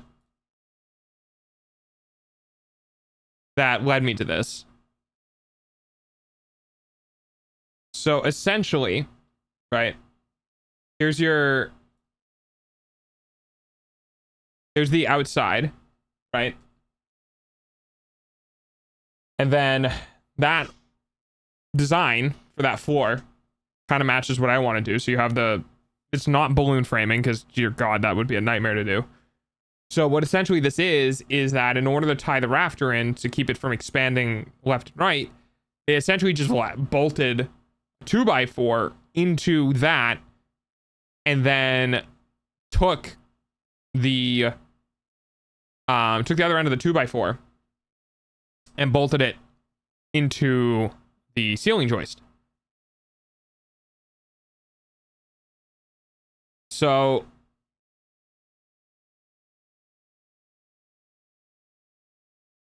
yeah. And then using, it's actually kind of funny, because if we take this image, or not that image, but if we take that idea and we apply it here, if math is math and is being done correctly, the force of this trying to pull this out is pulling against this, which is pulling against this, which hilariously enough actually acts as an upward force, alleviating the load on the structure. Because if you have like it's trying to lift, essentially. Now I think the maximum you can really do this is at 45. I think once you get past that, it's might still work, might not. But if you can make it 45, I think that'd be the best. And then I think that's 6 feet, right? 1, 2, 3, 4, 5, 6. Yeah. The collar ties, I'm just gonna have way at the top. Up here, up at 8. And then that can be the top of the ceiling, essentially. So the actual room is gonna look like this. I could technically, right? I could keep these walls off, you know, and just run it all the way. But to make it pretty, right, as a building is supposed to look, this is still 10 feet, which is fine. Yep, that's still 10 feet. And depending on how far this goes, I mean, that's a pretty good amount of room.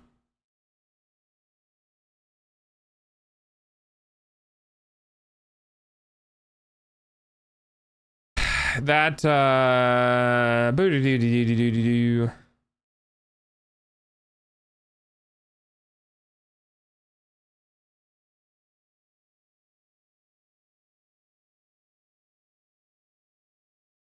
I don't quite know what I would use it for, though. But I would use it for something.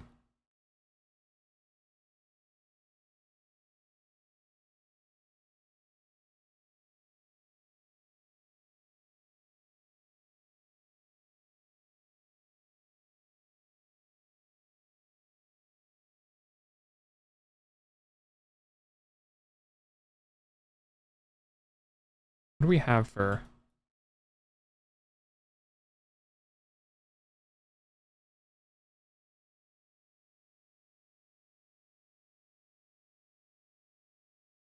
be able to do 2x10s.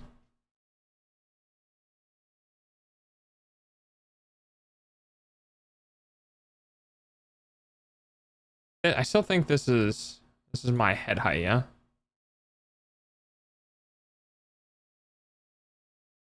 I think flat-handed I go up 7 feet with my hand raised above my head. So I can lift my hand up. 8 total feet in the room.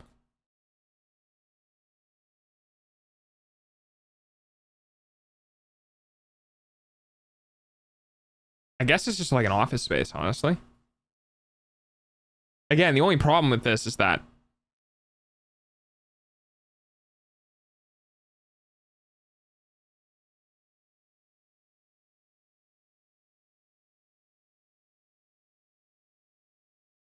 the problem is getting air treatment here. You know? In the winter, it won't be too much of a problem. Because when I turn on my PC, it'll be a 300, 500 watt heater, whatever. Like, it's fine. The summer is the only thing that I'm looking at this and being like, I don't know. Because in summer, because the main heating cooling unit is going to be on the first floor, obviously, right? And hello? But yeah, here. Because of that, getting that cooled treated air up, not gonna be easy.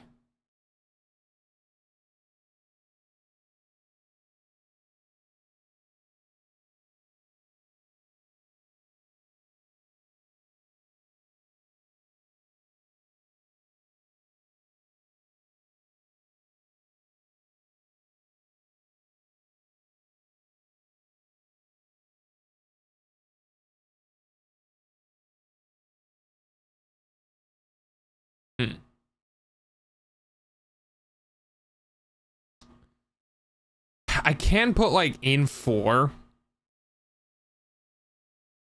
Like, you lose a little bit of heat, obviously, but you basically put fans in the 4, where through in between one of the floor joists on the opposite end of one of these walls here, right? You can put like a fan, and then put another fan in here. And then you can pull up warm air to heat up the space, and maybe cold air, depending on how much, you know, it can circulate. But I don't know how best to ventilate this area. The more sealed off. So here's the problem. The more sealed off it is, the harder it's going to get things to ventilate within it. The less sealed off it is, the easier it'll be, but the less sealed off it is, right, the more I end up having to use my electricity to keep both regions in check. I don't know how much that is. Obviously, I'm not sure. I'm just not sure. But when I have it during the day, I'm going to be getting a pretty good amount of power, so I won't have to use any of the batteries. Probably have too much, maybe.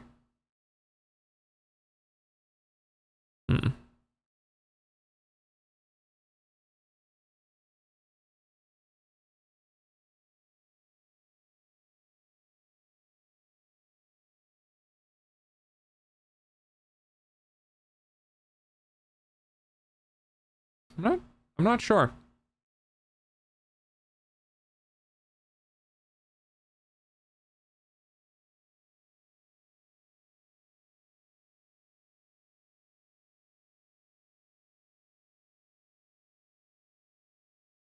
I could do something along the lines of, and this is kind of where I'm leaning towards, I could do something along the lines of having fans that essentially rotate the air. So what I mean by that is if we have a unit, right?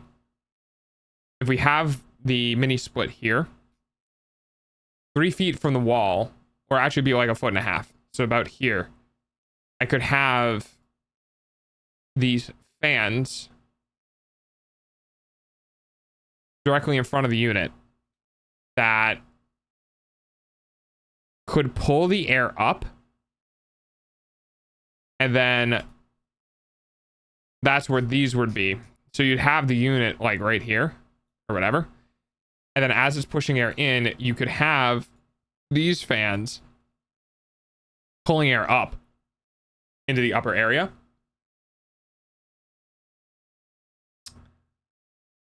The problem with, so actually I would probably want to do the other way. So what I might want to do is I can just tie a switch, see if I can make them reversible, but pull air in this way, push air in this way, right? So now we have this flow of air coming like this. It's going to join this like this, and then having an intake on the other side like this that pulls the air in, and then now you have a whole looping air system, and that will rotate the air through the upper floor. Now,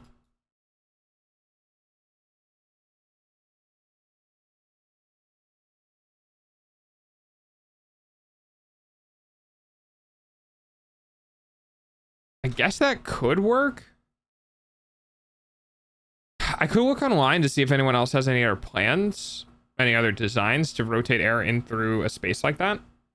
I can also have them hooked up to flaps so that when they're not blowing or sucking, they're closed. So it'd probably be like really, really weak springs of some sort, or magnets maybe, so that when those ventilation fans are off,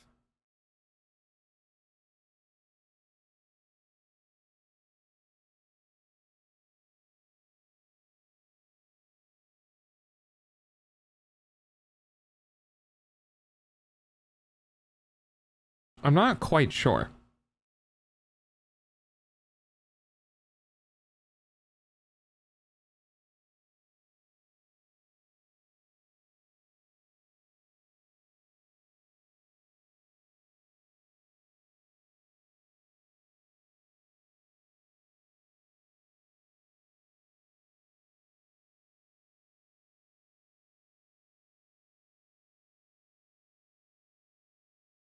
I don't think the unit's going to be able to... Well, I mean, it could, but it would take a while.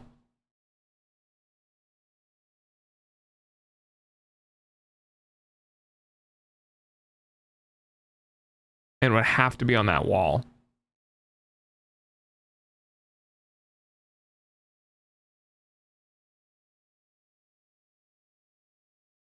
And it depends on how well insulated the structure is as well, right? So the heating and the cooling of the air is taking air from the structure, heating it, putting it into the structure, which means when it takes air from the structure, it's already going to be warmed. It's not going to need to do it as much. The problem is basically getting the stagnant air up top down. When it's warm, it's not that much of a problem. It's mainly... Yeah, it's mainly the cold air. I'm not sure.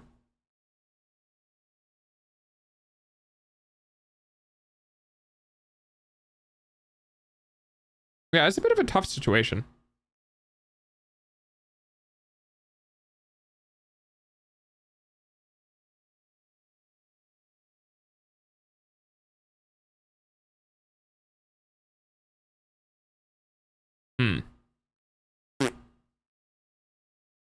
Thinking dog. Let me see if anyone online has any ideas.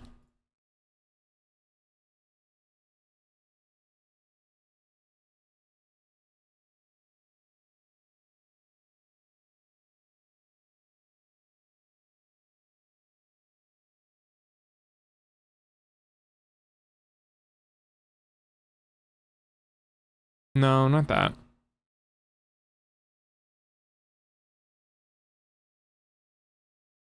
No, not that.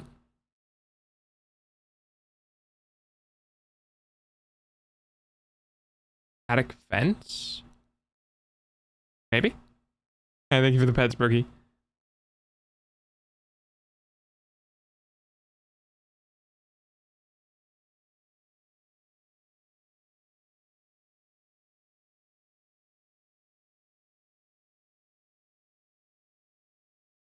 I'm not quite sure. Because I'm obviously not installing an HVAC system. So it gets a bit tough.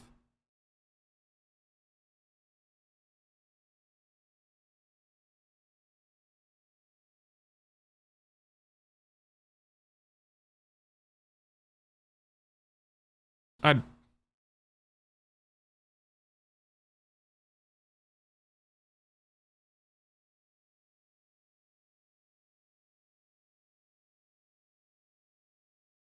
It's not quite what I'm talking about.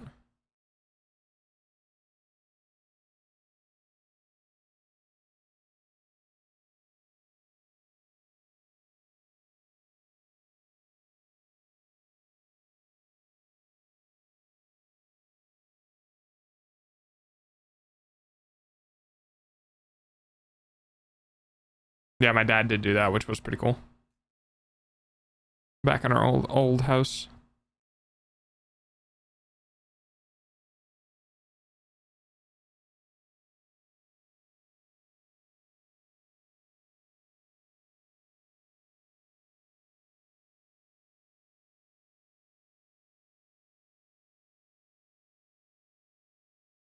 Let's see.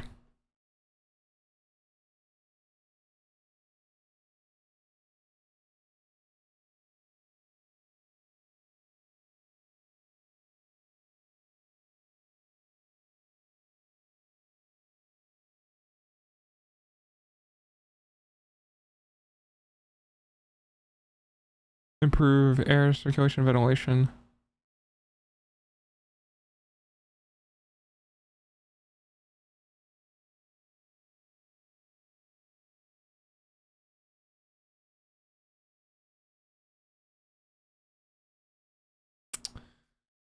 Yeah, technically that would be an option.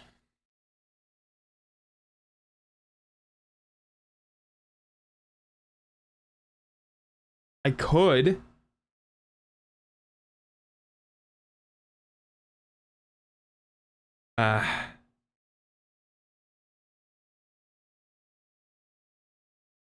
Could. But. Bah. So the option was just put a second mini split in. And I'm like, I mean, yeah, I could. If I'm worried about cooling the air up there, I could just also. No, the mini split would be better.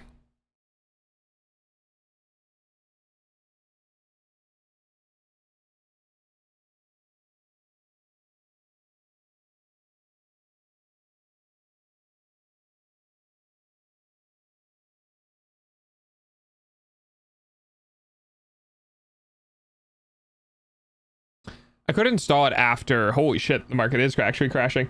I could install it after the first one. Does it change the design of the house? Not really.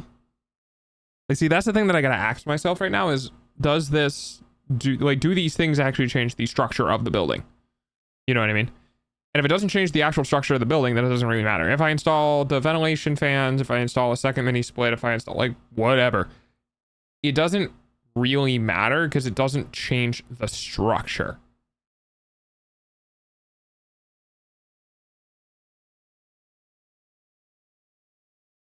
The only thing that does matter is trying to figure out where the fuck I'm gonna put the stairs.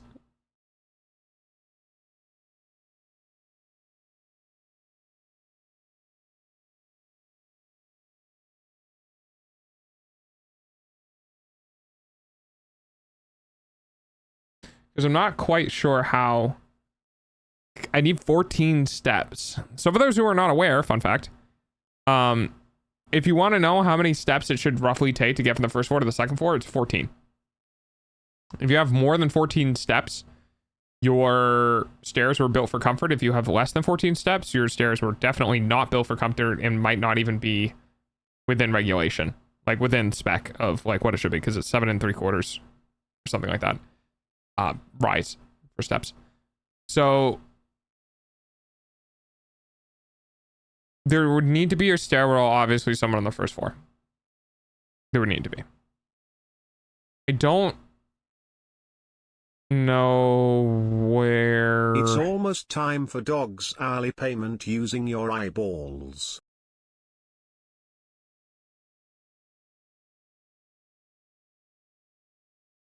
I guess here.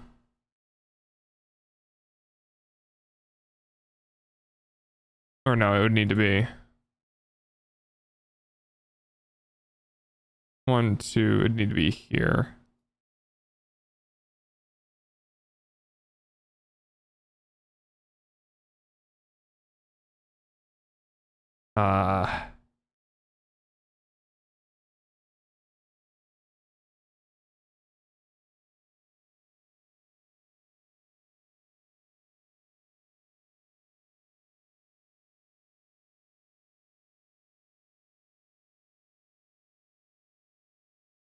I can actually do that.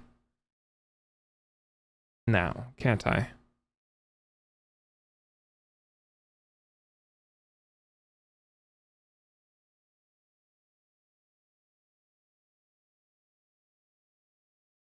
I shouldn't worry too much. I think because I'm using 2x12s for the 16 span, I think I can box out some of them for a stairwell pass through. I don't think I would need many. I would definitely need a few though.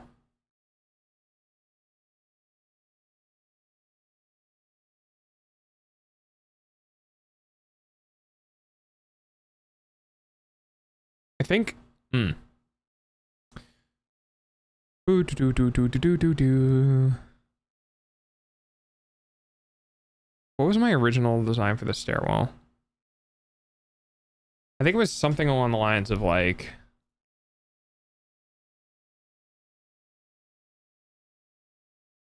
Stairwell needs to come out. It's 2.5 feet, so it's 30 inches. The reason why that's important is because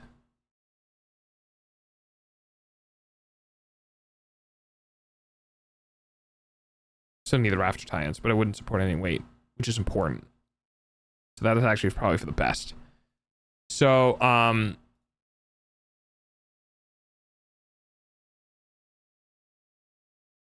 would do. Just gonna do this. It's about 2.5 feet from the wall. We would have one step here. Can you do 3? I don't know if you can technically do 3 on this corner. So you would, I think it needs to be a 3-foot landing.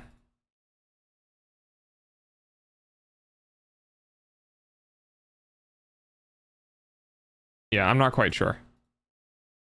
But essentially you'd have, so 1, 2, and then 10 inches is the min. So it's pretty stout, like for feet. So this would be 12. So we'd have 12, 24, 36, 48, 60. There's 6 steps in here.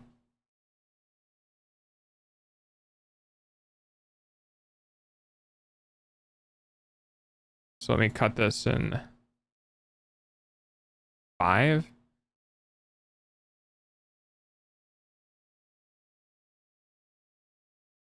One, 2, 3, 4.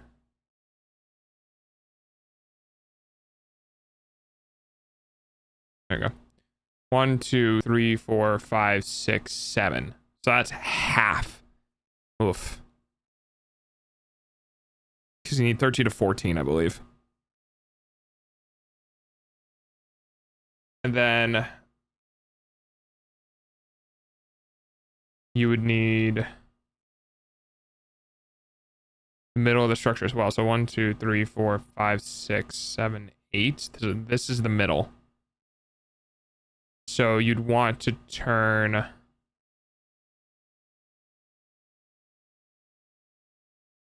Oh, whatever that was is gone now.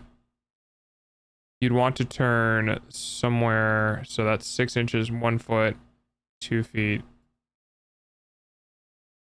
Something like this.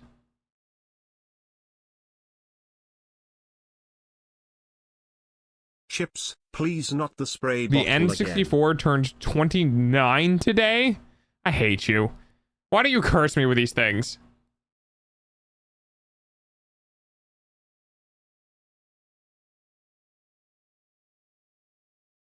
Wait.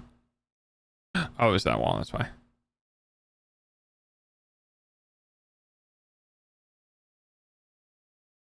Technically, the center of the structure would be 7.5 feet. In from the walls, the middle. 1, 2, 3, 4, 5, 6. Zip it. Hit zip is here. 7.5. This is the middle. Hi, Zip. How you doing, buddy?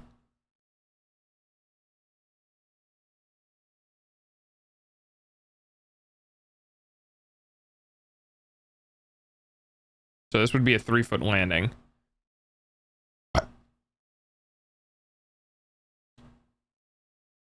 How's the house coming along? Thank you, Mimi. It has been a lot of this stream honestly was figuring out a lot of the, because I've decided I'm going to do a story and a half.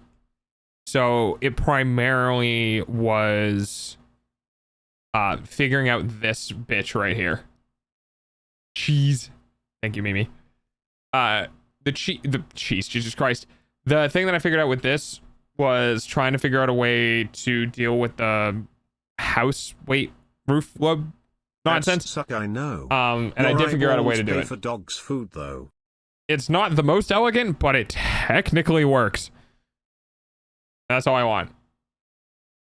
Extra space will help a lot. Yeah, it will. It's gonna, I haven't figured out roughly how big it's going to be. I'm kind of working on it right now. So we have 1 step, 2, 3, 4, 5, 6, 7. And then this is where shit gets weird.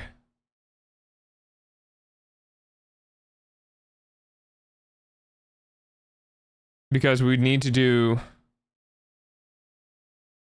30 inches, 10 is 40 inches. 12, 24, 36. Half of that. So it would be here, would be the first step. Could easily make a bedroom or just storage. Yeah, it's probably going to be my office space for my computer. The problem is that now that we are moving in this direction, that space is getting very short very quickly. Because ideally, so the problem with this is that when going up to this floor here, it's good space for dog to be allowed in. Yeah. When going up to this space here, you need to land somewhere within like this zone. Because you can't be landing here. Right? There's just not enough room on this side. So if you have a stairwell coming up like this, right, and the stairwell stops right here, you're in a wall. So you can come up to center and land facing the wall. But ideally, the best solution is to land in the middle, right? So you're in between the walls. Doing that, though, is kind of tough because it essentially means that, like, you can... I don't know if it's possible. Like, I could technically... You can make more steps here, right? But you start running into this problem of taking up a lot of space on the floor. Now, there are other ways to do it. Mine was... I mean, I guess I go 10-inch up, 12-inch deep. But these are stairwell stairs. Like in the last structure I was doing, well, it's 12 inches up and 12 inches forward. You know, like there were 45 degree stairs, which is kind of a lot to ask. So I'm just I'm taking a peek of if I did normal stairs, what that would entail, right? So without these, the landing for this is right here, which is fine because what this can also be used as is a landing for the door, the exterior door. So it's kind of multi-purpose and that's good. The problem is that, right, 14, 7 times 14 is 98 divided by 12. I guess I just have to do this manually, huh? 7, 84, 8, 96. Yeah, so 96. So it's 8. It's a little over 8 feet. So I was right. So you need 14 steps to get to 8 feet, which is the top of the ceiling. So 14 steps is 1 step, 2, 3, 4, 5, 3, 4, 5, 6, 7, 8. Right. So we're here at number 8. We still need 7 more steps. And 7 more steps is 70 inches, which is like 6 feet. So we'd end up having 1, 2, 3, 4, 5, 6.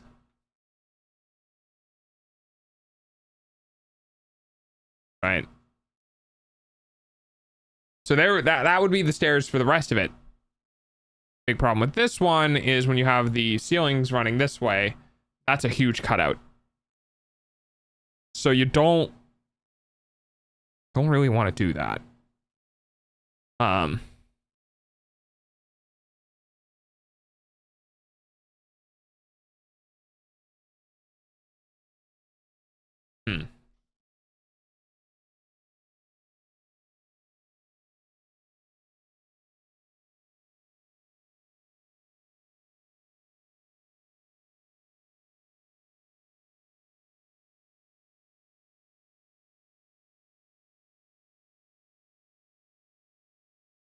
So how do we improve that?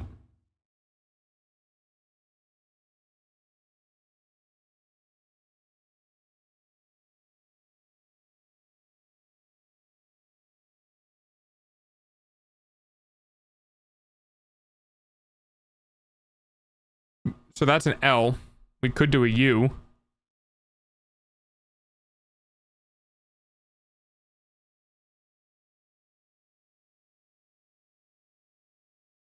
We could do...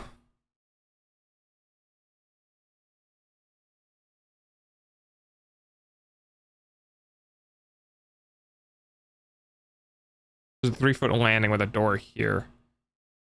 So how would we get...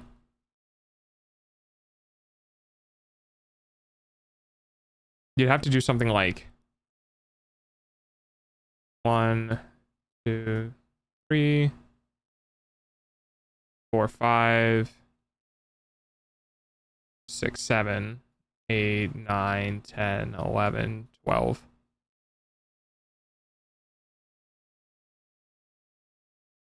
That's a pretty good amount of space too. That would be 5 feet in total. I know it looks like it's taking up 6 right now. It would be 5 feet.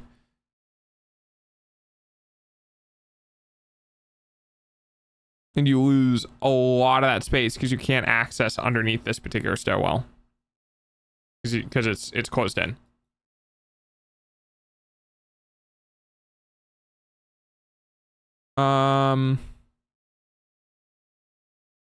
This is a tough one.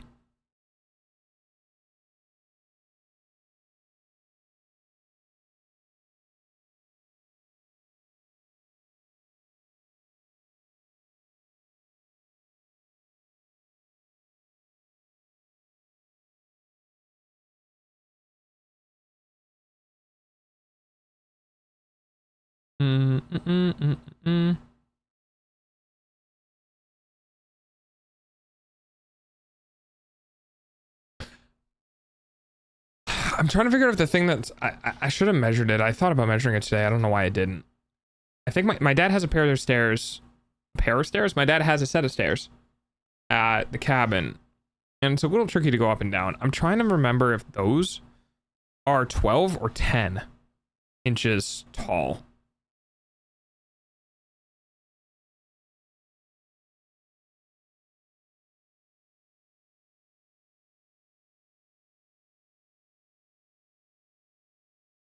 I think there might be 10.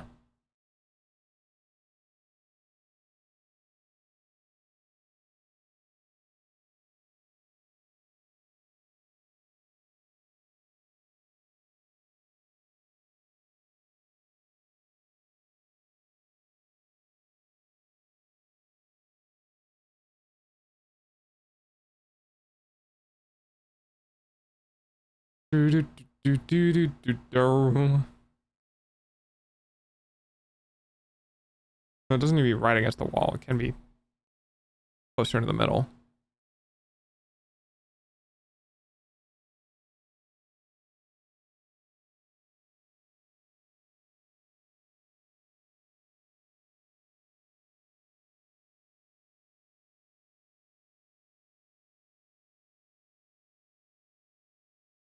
If I do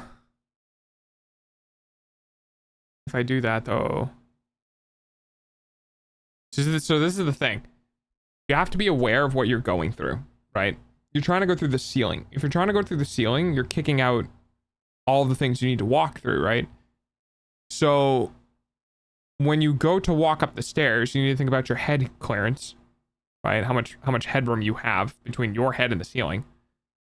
And if it's too small, well, you need to knock out what's above you. And if that happens to be a 4-joist, you have to accommodate for that in the structure plans, right? So I can't just go willy-nilly making shapes and just be like, I'll fucking do it this way.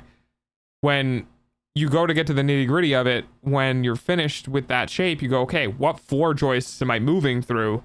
You might find out real quick that you actually can't do that. It's why a lot of like stairs go parallel with the 4 joists.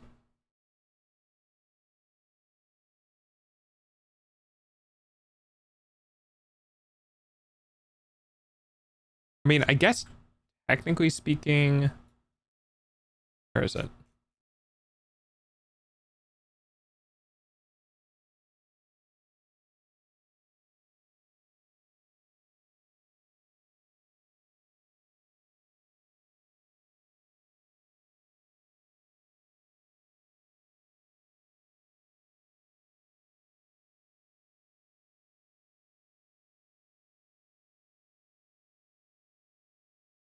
Right.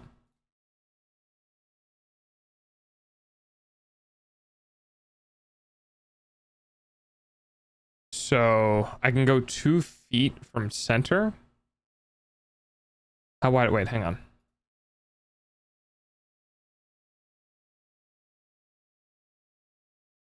16. This wall would come out slightly. I don't think that matters for this wall.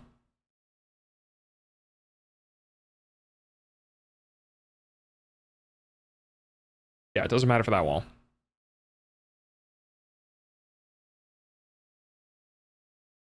With the way that the building is, in dead center, I can go 2 feet out from dead center and still have the full 7-foot door. So the landing, though, would need to be like that, which is a 3-foot landing. So 6 inches top of center.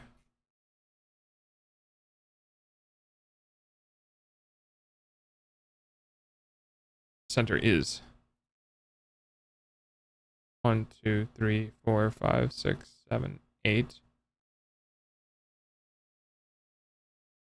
1, 2. This is gonna get weird though. Fuck it. We'll roll with it. 1, 2, 3, 4, 5, 6, 7, 8. 1, 2, 3, 4, 5, 6, 7, 8. So 6 inches here. 6, 1, 2, and then 6. So that's about roughly where I can get the door to be. Is that right? 8, no. Stop it.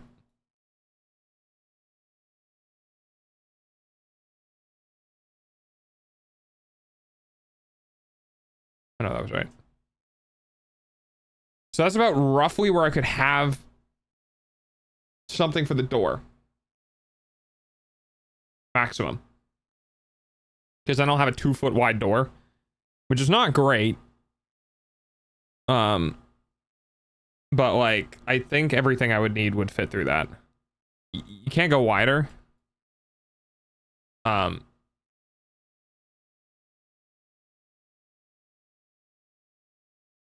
mean, it's a 3-foot landing. It could be a 3-foot door. Okay, it's fine. It's fine.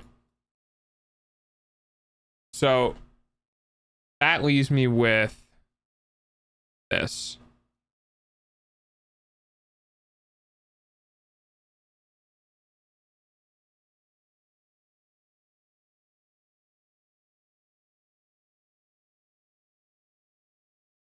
Roughly 2.5 from wall, 30 inches from wall. This is 1, 2, 3, 4, 5, 6, 7 and a half. So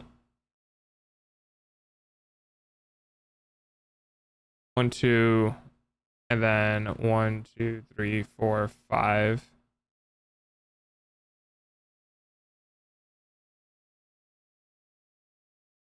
5 is 60 something inches. 60 inches. Yeah. So that would be. That's right here. Would be.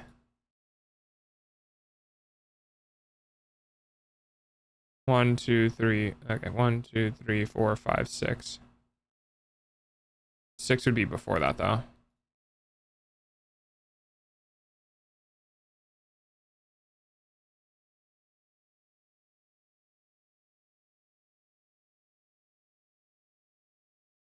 One, two, three, 4, 5, 6.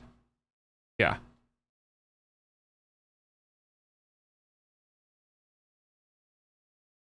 Seven, 8.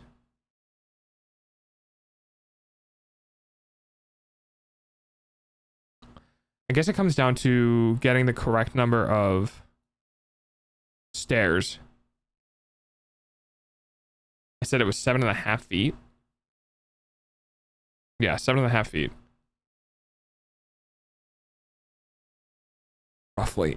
It might only be 7 feet because of the exterior wall, though. I kind of accounted for the. Fuck it, let's just say 7, 6. That's 12, 84, 90 inches. So that's enough for 9. 9 from there to there.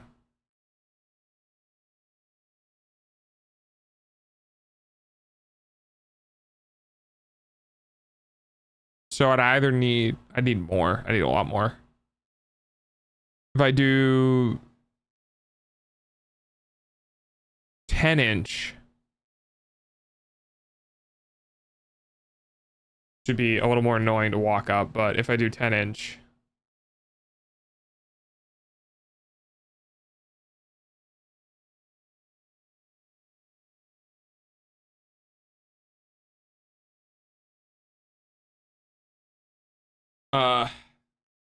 fuck. 8, 10, 20 inches.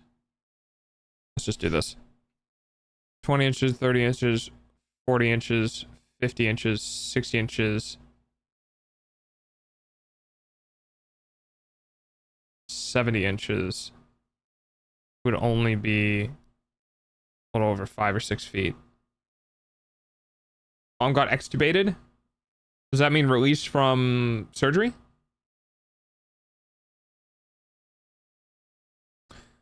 Let's pull this in just for the sake of my brain.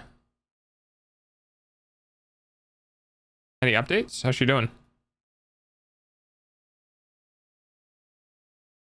Ooh, okay.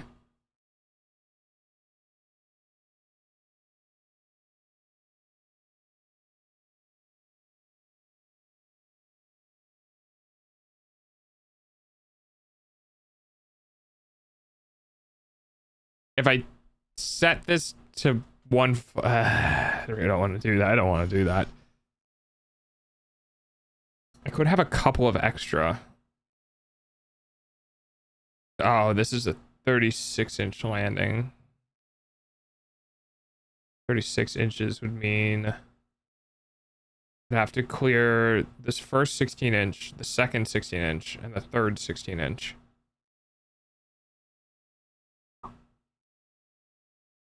Which would put me at 1632.48. So the next one would be here. Then we'd have the joist running this way.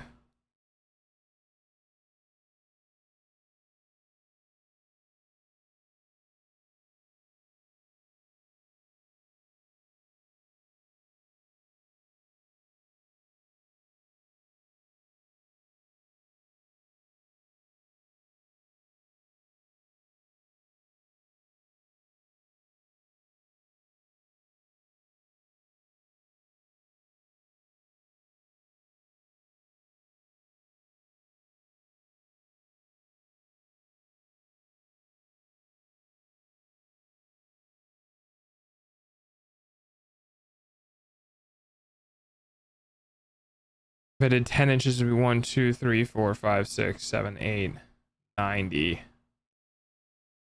I need one more stair with 10-inch.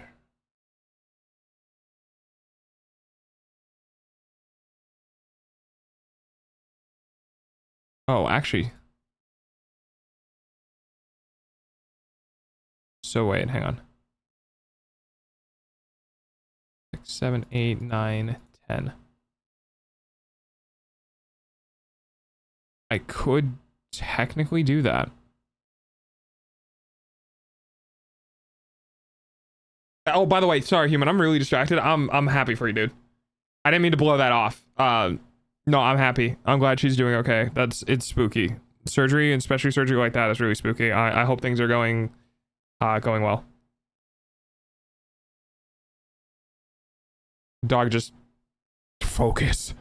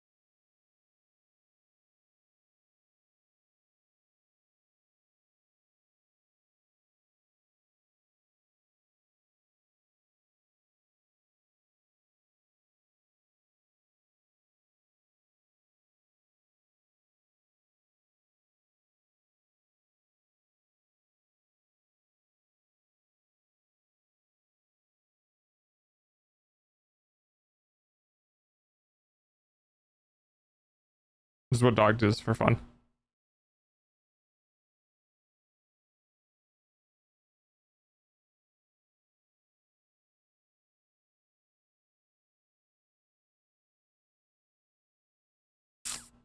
Mm-hmm.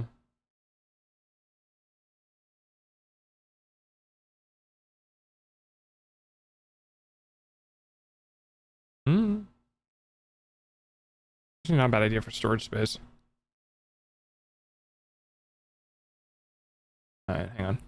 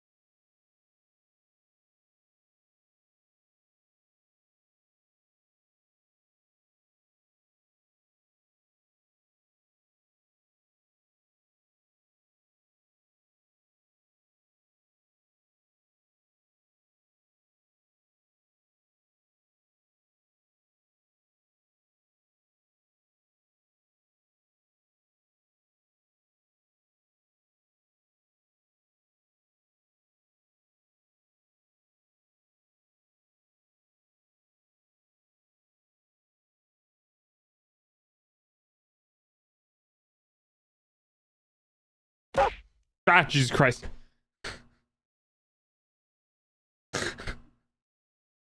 Holy shit, my brain turned off so hard. Oh god. Hi, thank you for the follow. I'm fine. It's fine. I got really focused on doing this. Okay. Should probably make this more visible.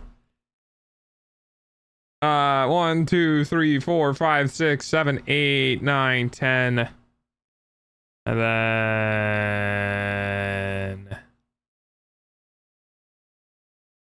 what happened? What happened?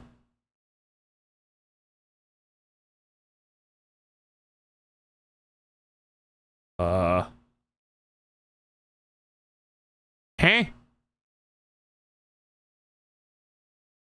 Oh, that's what happened. I see the issue now. This is 1 foot, 2 foot. Like here. There we go. Okay. Whoopee. Okay. All right. Move that. That. And. Nope. Nope. Nope. Nope. Nope. And then this needs to be 2.5 feet.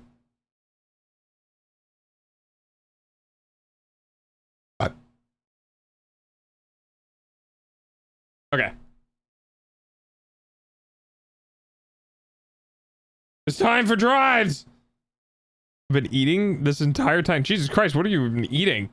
An entire turkey?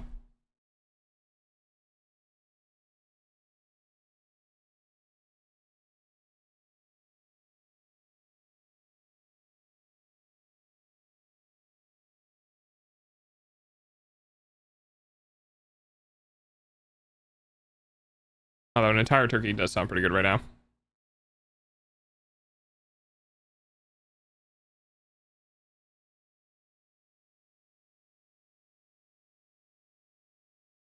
I was interrupted by my mom's family. Thank you very much.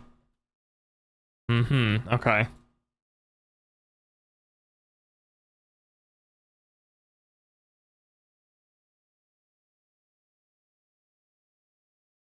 Oof.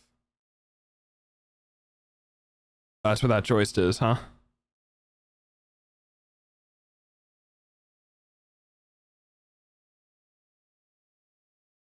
I mean... Yeah, I guess I can make that a big step. I don't know if that's gonna be fuck with muscle memory though.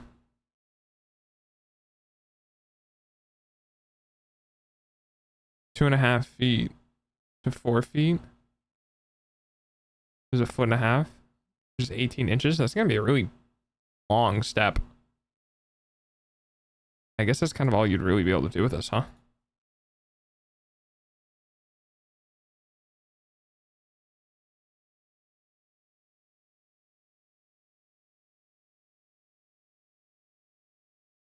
Okay. And then, obviously, the last step, which would be on the actual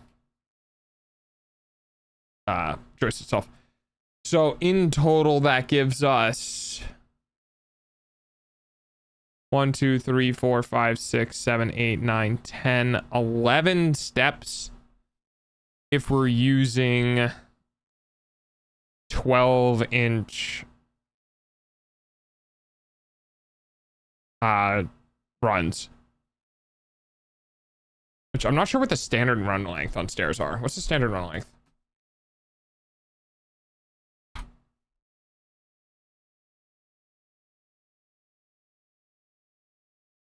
Oh, 10 inches. Wait, really? Huh. 10 and 12. Okay. So...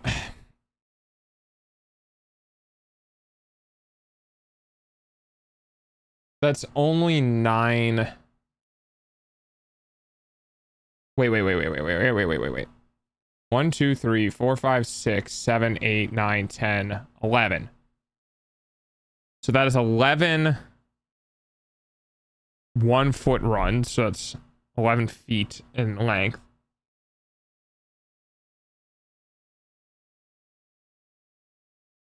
Okay, hang on.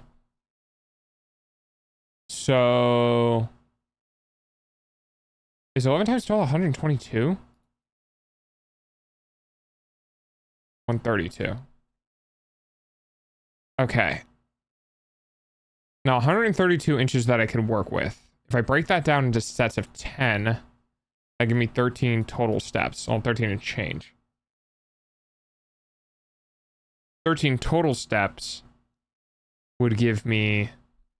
Oh, wait. That's pretty close. That's really close. I could do... So if I get 13 steps and I do slightly above, what is max? 7 7/8 inch? Or 7 3/4? 7-11 rule, 7-inch riser, 10-inch, 11-inch tread.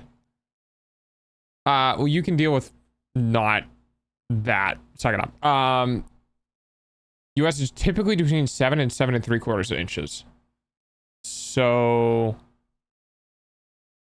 if I did 7.75 times 13, that would give me the total rise that I would get out of these stairs, which needs to be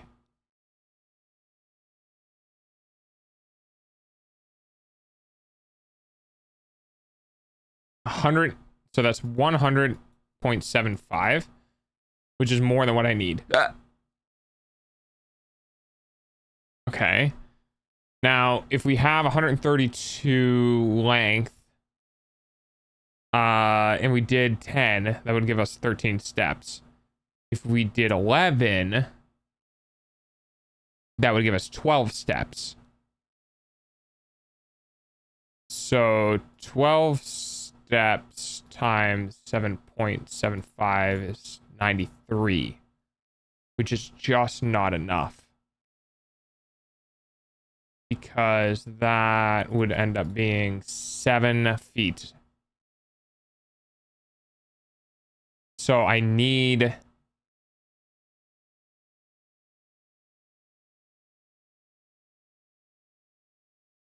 Okay. So 13 divided by what gives us 8? 13... Wait, no.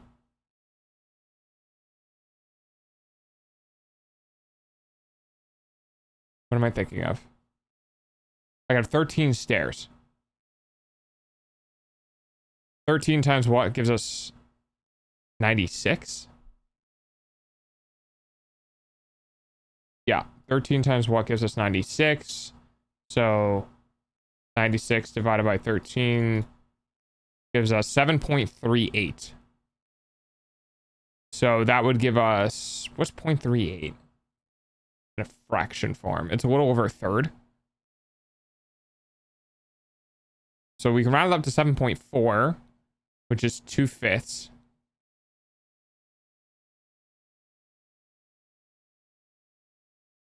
Which is 4/20.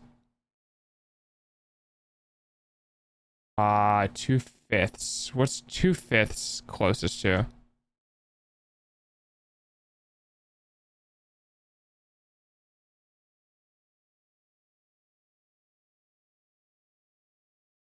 Seven sixteenths, which is 4.3.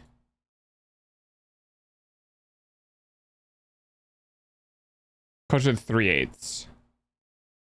So it'd be 7 3/8.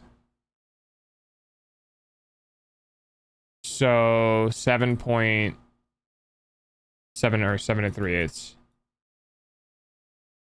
So 7 3/8 of rise with a 7 3/8 rise, 10-inch run.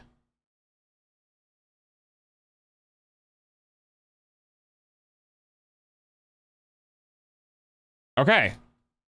That math. Math. Math. Math.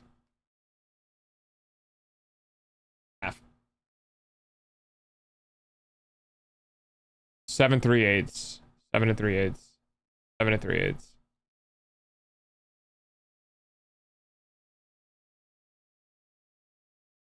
So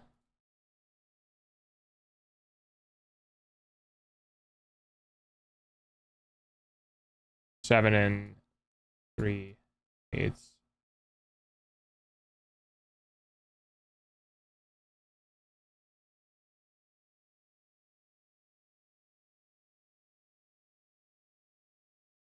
13 steps.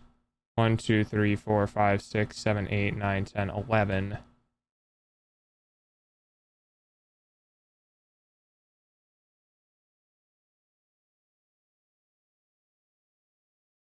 $132 total inches of travel, 13 total steps. We'd still be short by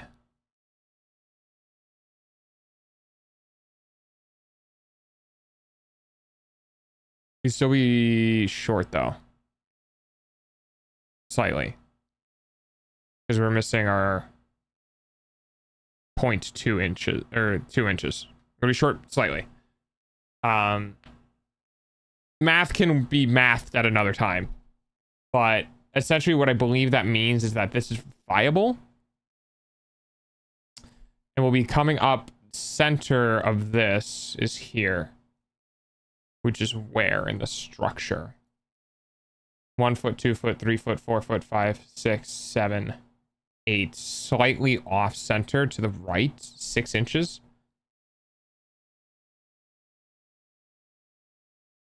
I can bring that more in center with an extra step at the bottom though.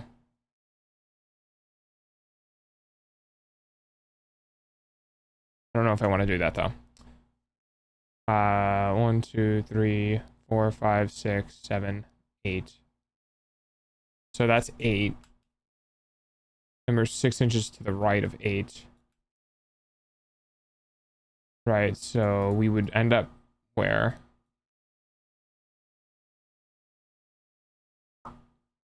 That's 8. And we are... Our center is here. Is that correct?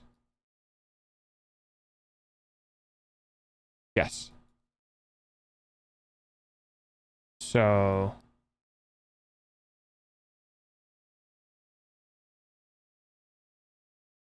It'd be like this. 1.5 foot on either side, which would be 3 feet. So then the door would come up to...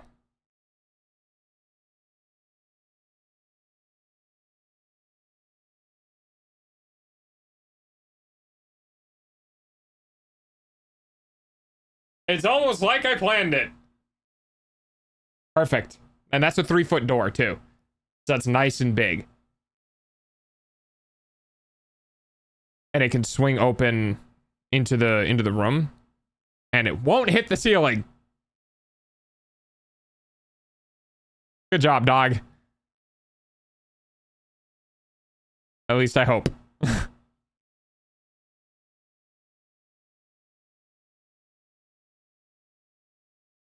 Wow, okay. Oh boy.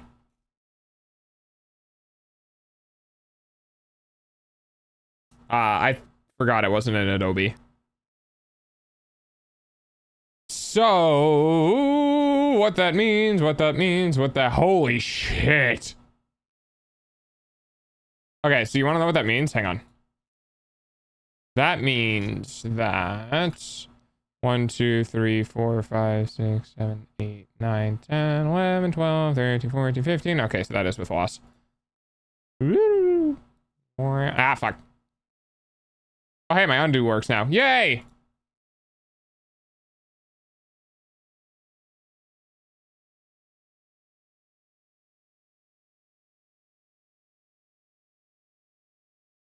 This. Nope. So we are... Hang on. We are 1, 2, 3, 4, 5, 6, and change. 1, 2, 3, 4, 5, 6, and change. And we are 1, 2, 3, 4.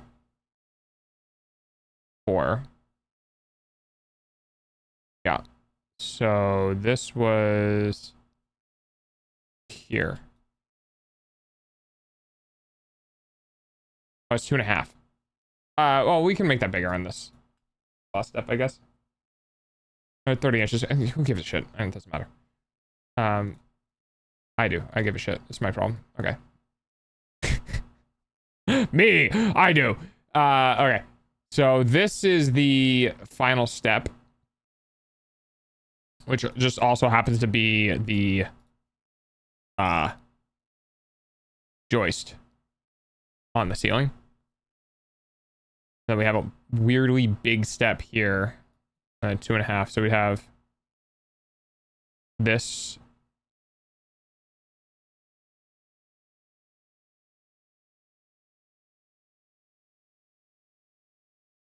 Something like that.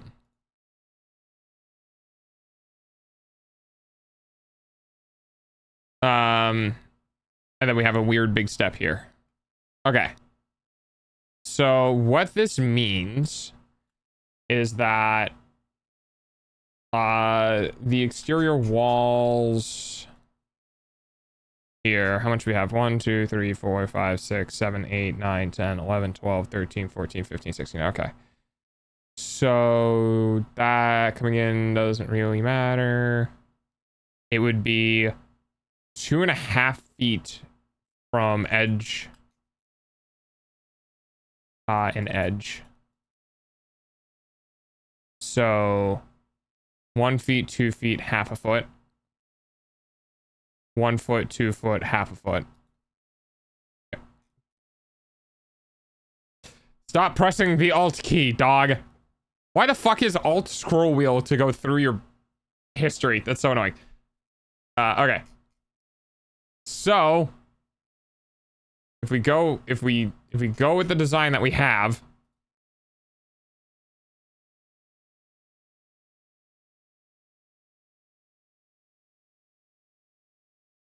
that's a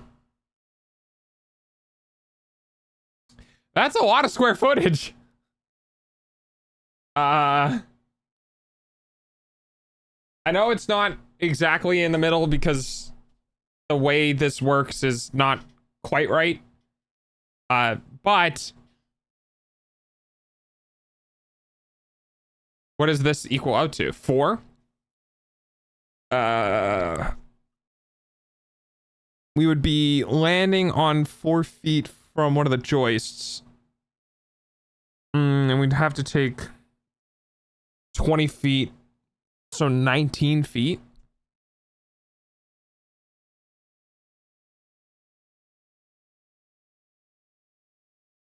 $18 feet. Let's just say 18 feet. Sure. Holy shit.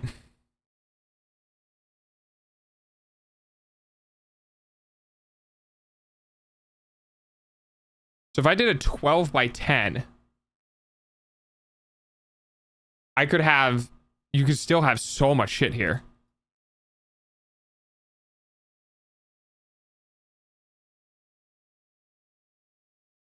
Wait, could I? Hang on. No, I couldn't. It'll be cool though.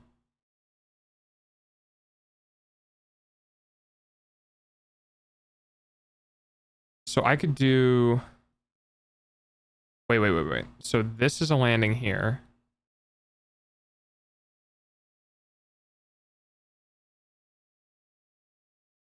Let's do...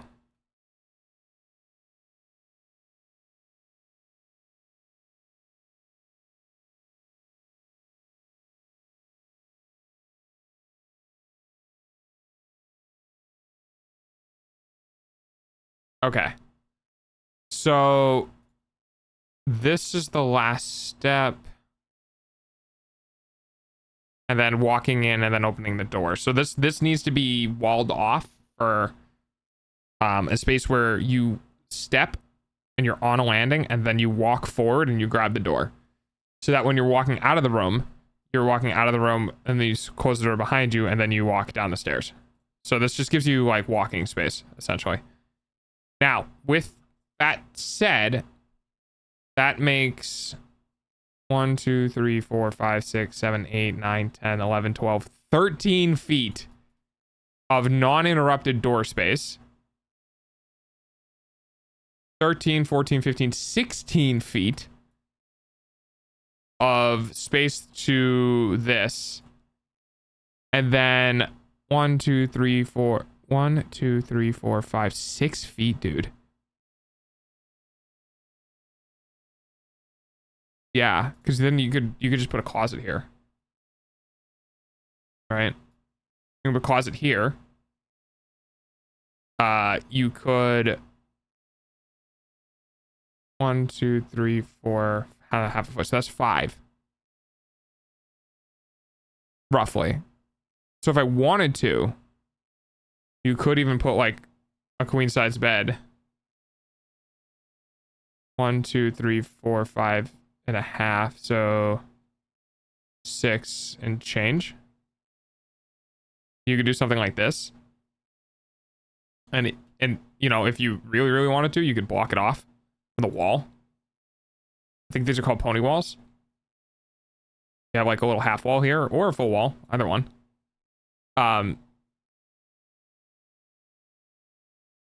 That is a lot of room. That is a lot of space. Holy crap.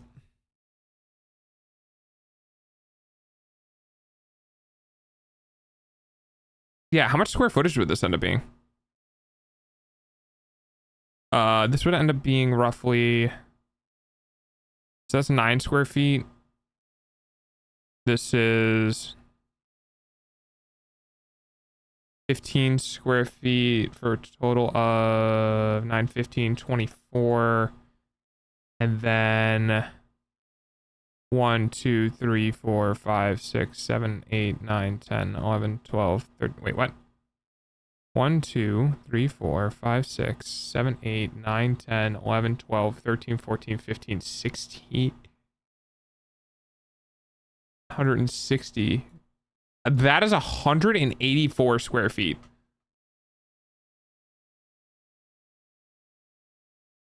God damn. That's massive. Now, it's not all at head height. Some of them aren't, but that's kind of crazy.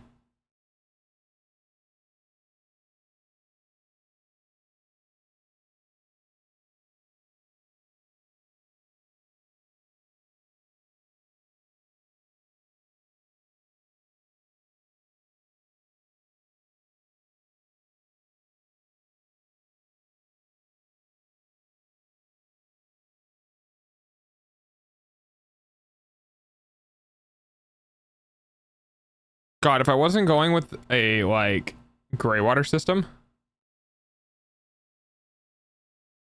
I would totally put a shower up here. I would totally put a bathroom up here. But I can't.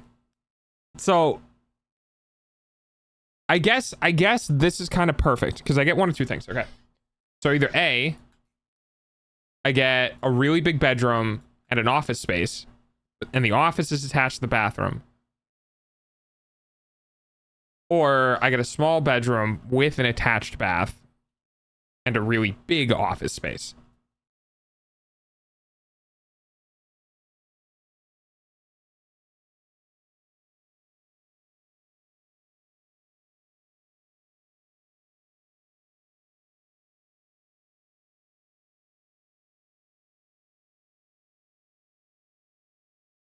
I have no idea what I want. Now, going back to the first floor, though. We kind of have this... Actually, it's really not that bad. You put, like, a coat here. Entryway...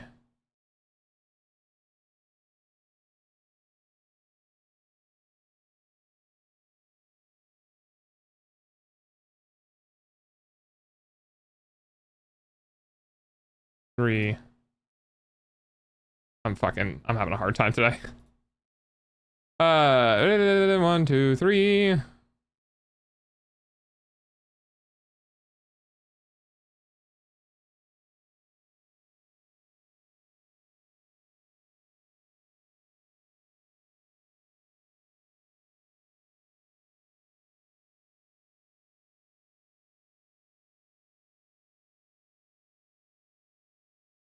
So the thing about this, though, is that this marker here, I should probably color this in to some degree.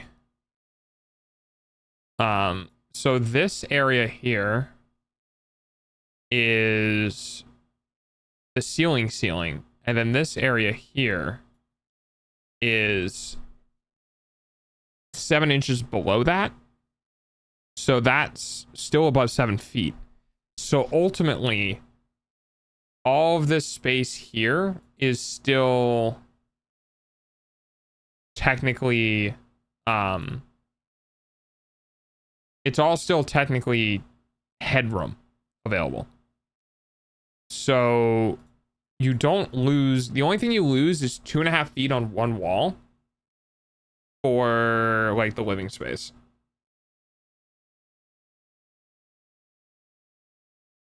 Not like the living room space, rather. Not the living space, but the living room space.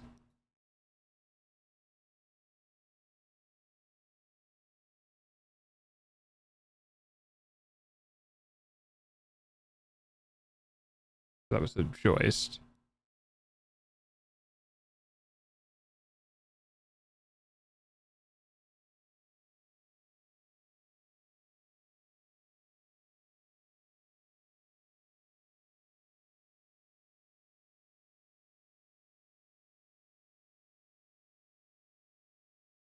So this goes down 7 inches, down 7 inches.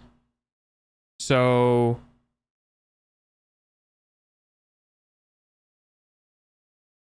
that could also be a pantry too. It'll be a little tight, but okay. So we need to remove, just for the sake of my brain, we're going to remove these stairs here, because that doesn't exist on this first floor.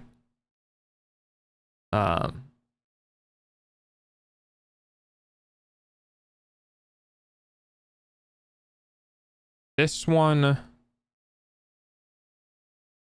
is 6'4", roughly. 6'5"? Yeah, 6'5". It's technically under ceiling height, so 6'5" and then 5 foot, a little less than 5 feet.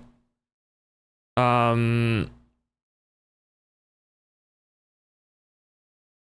then we have all this stuff can be storage, which is good because I needed storage.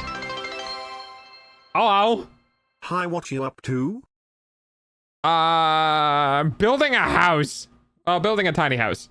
Well, constructing the plans for a tiny house so I can get a permit.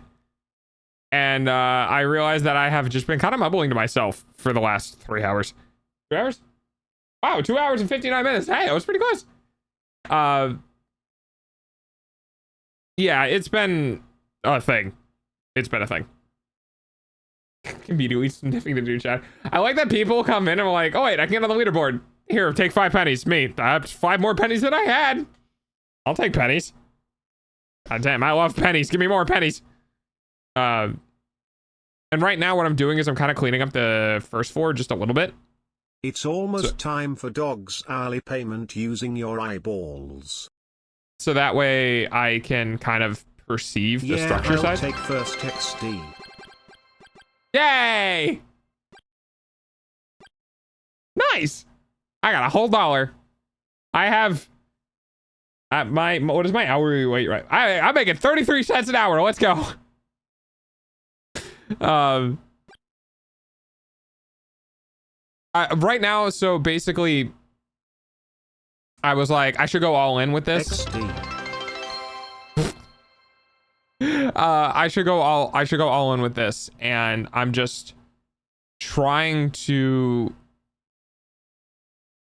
see how everything kind of works together. And I was because I have to be willing to lose floor space to get a stairwell to go up to the second area. So this is what is known as a story and a half, which is actually a real thing, by the way. So a full 2-story building, right? A full 2-story building will have the... Why are you getting a permit for a tiny home 21 inches large? It's not 21 inches. It's 16 feet by 24 feet. Wait, where did you see 21? There's too many numbers. Yeah, this has been a lot. There's been a lot. I mean, it's not that complicated. It's just a square. It's a square with a roof, which is probably one of the simplest structures you can do. So you're building this. Yes. Yeah, this is slowly rising in the bits. Yeah, I'm building this out in the middle of the woods. It's gonna have like, it's gonna be completely off grid, with solar and water collection from rain and like all that sort of stuff. And it'll be treated and a whole bunch of stuff. But yeah, this is completely off the grid.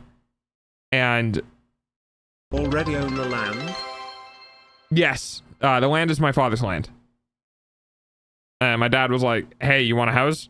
And I was like, "Yeah." He was like, "All right, you need to design it." And I was like, "Okay." And then we worked on some stuff, cleared out the section of the woods there where the structure is going to go, and found out that it's going to need a permit. So we went kind of all in. Ads.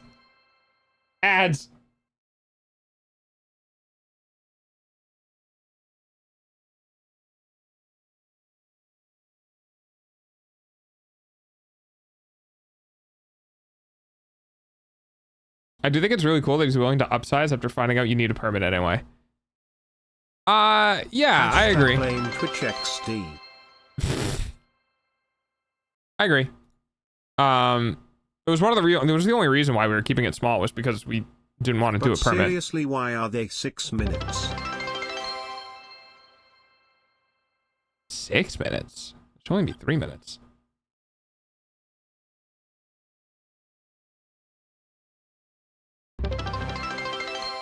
Yeah, it should only be 3 minutes. Well, I can't tell them to refresh the page. Okay.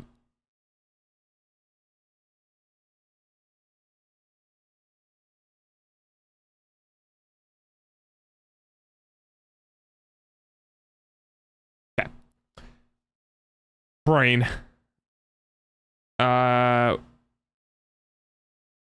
Yes.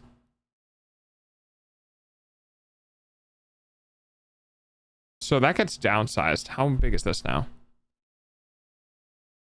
1, 2, 3, 4, 5, 6, 7, 8, 9, 10. Okay. So not that wide, but that's okay for the living area. Looks like a talking doggo. Hi, Mimi. Hi, other Mimi.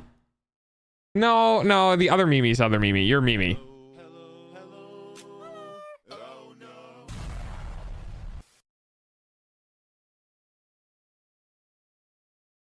Look at trying to sell me beer and wine and somehow relating to shaving. An ad trying to sell me beer and wine, which is somehow related to shaving. Shave with your wine beer.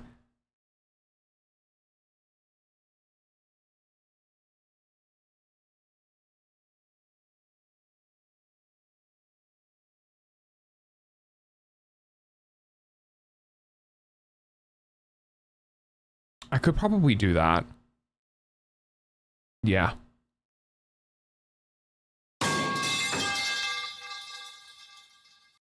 God damn it, Mimi.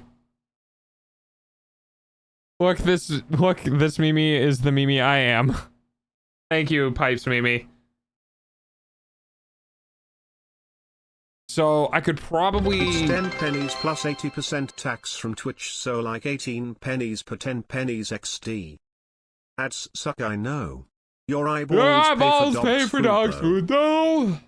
Well, I don't have a Twitch tax on the biddies. You get taxed on the biddies. So when you buy bits, you pay the Twitch tax. When you give me the bits, I just make the bits. So if you give me 3 bits, I get 3 cents. Yay. Ads finally done.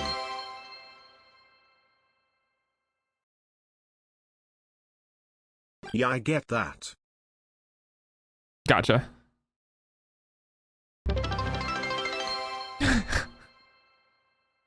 Talking in bits. I think what I'm gonna do with that stair section is I think I'm gonna use it as a wiring panel. I'm talking about taxed, which this ain't the sis I think the US calls it.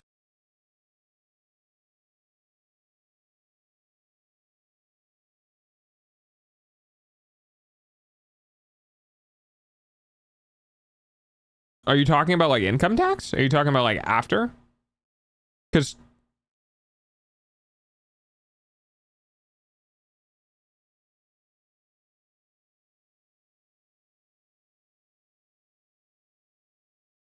could use it as a coat closet too. Coat might be too. Yes, his weird name for it. Use as a weird name for it. Wait, what's your country? Don't tell me you're German. Are you German? Wow, that came off really racist. I don't mean it like that. I just mean there's a lot of people. Okay. There's a lot of people in my chat who happen to be German, and I keep finding new people from Germany. Oh god, who else was here from the UK? We've had other people here from the UK. Oh my goodness, I can't remember who though specifically. I know someone who's from freaking, German right? Toe. Somebody who's frequent. Mobius, do you remember who's from the UK? It's somebody that's pretty frequent. Is it? Real Belgian Butchie. Well, Belgium. But yeah. Yeah. No idea. All right. Huh.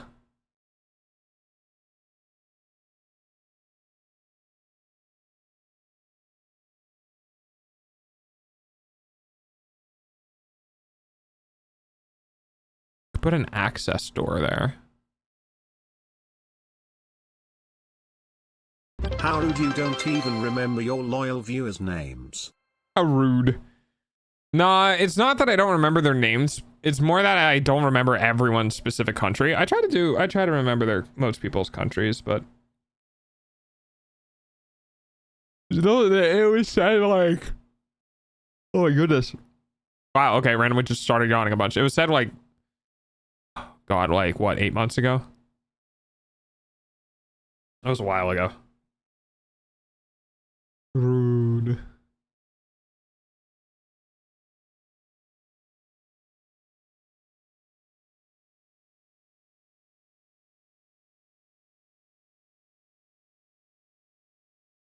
DW, I get it. Is your hourly wage to 34 cents yet?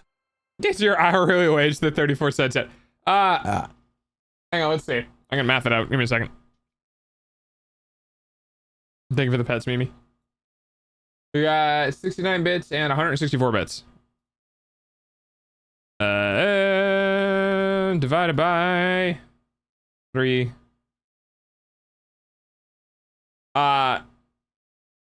77 cents actually. Today. 70 cents. 77 cents an hour.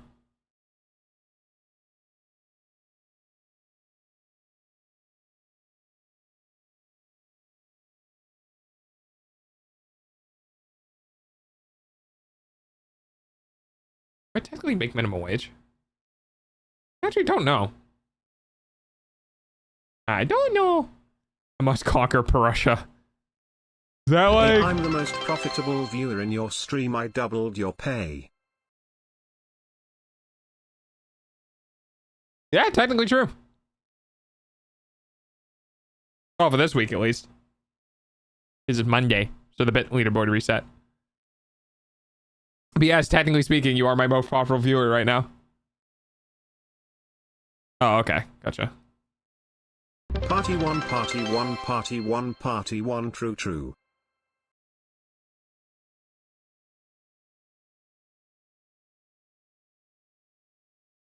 Oh, I wonder what the party bits, the bigger party bits look like. God. I can't cheer my own channel. It's bullshit. Oh well. I think my brain just fucking died. I'm not gonna lie. Party 100 looks like this. Oh, okay. Yay, another dollar, another hour. Okay, I want to go look at the bigger ones then. Okay, let's see. Party. We to $1 an hour yet. Are we $1 an hour? Yes, we are. We are at 277 plus 69. Nice. We're at $1.15. I tripled your pay. Hell yeah, let's go. I'm getting fucking pay raises left and right. You'll have to see it.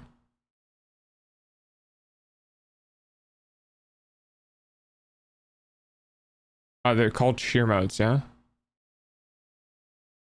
Let's see. Oh, wait. I just saw it. Oh, okay. So the $10 one goes to that one, the $50 one goes to that one, and then the $100 one goes to that one. I don't really know if that's worth it.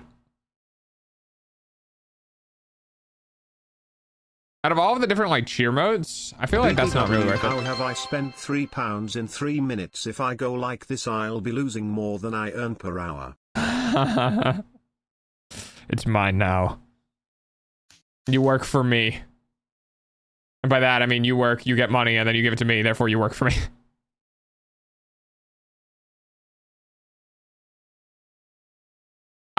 Dude, I don't recognize like 4 of those words, Mobius.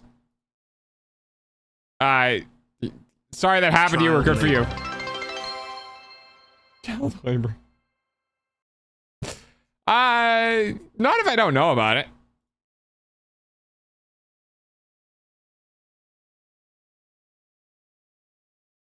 Right? I got an alibi. That works, right? No, I did not know that. Why does that have censorship? Why does that have censorship? No, still counts. No, still counts. Well, shit.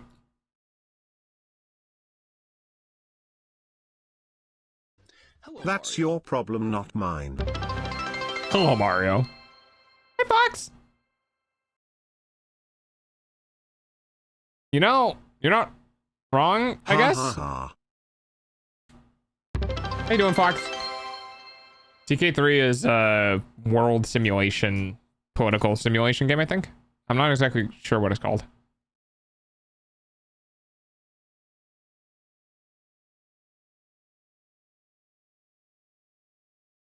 Really?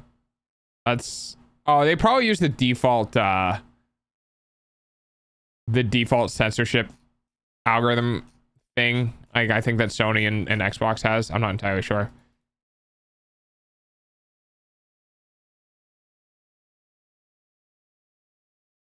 It's 1 a.m. in UKRN. I was meant to save this time for my anime. You should probably go watch your anime then. Don't worry, I'll still be here tomorrow. Not the day after though. Wednesday's my only day off. And then I come back for another 6 more days. First floor is feeling a bit cramped though. Still 10 feet, but that is not a lot of space.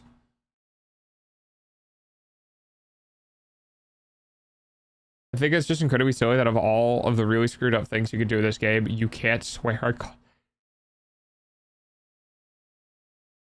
Is there even a multiplayer? Wanna join me?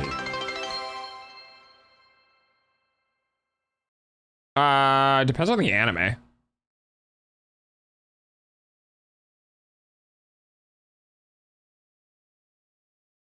There is. That might be why. I had to guess. Aired recently. Aired recently. Yeah, which one?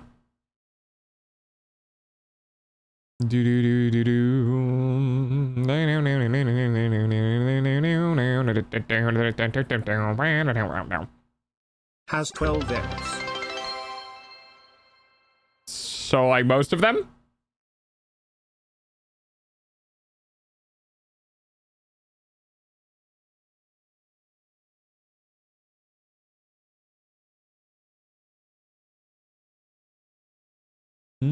Well, it ain't 13. Yeah, most aren't 13 though. Most are 12. 13 ones are a bit weird. I don't know if they have like a pilot episode they air or what the first one is. Most of the ones that are a season, right? So Or 24 12 weeks. then. Can't swear with a silly moderation. Why the silly Or the odd moderation? 25. Yeah. 25 is one of those things again with a weird pilot episode, and then 24. But yeah, 12 episodes is 12 weeks. It's a romance. 4 weeks in a month. 3 months is 12 weeks. 3 months is 25% of a year, or 1 quarter. Which means it's probably a fiscal quarter, but also fits in with the spring, summer, fall, winter anime schedule. Because spring, summer, fall, winter is the seasons.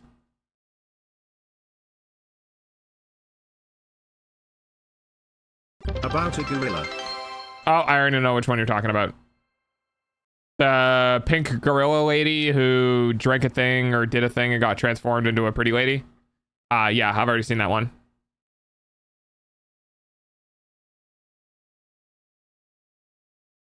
Also, yeah, hex Mimi.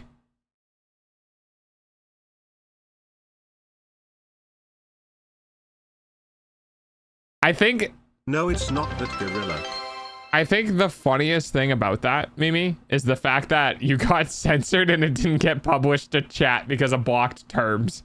I can see it. No one else can. I just think it's fucking funny.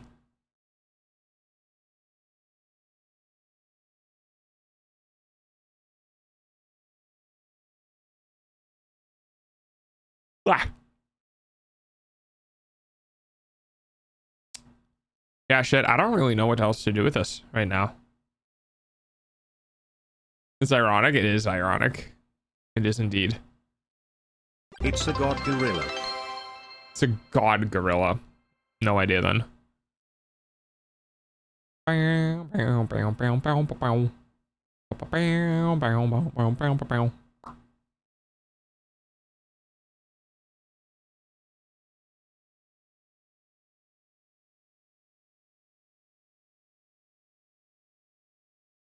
It's really not a lot of room.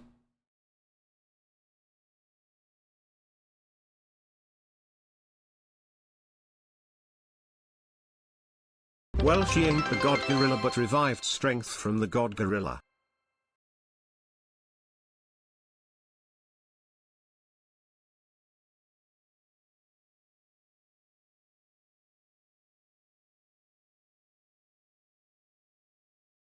I feel like some words are missing there. Received. There it is.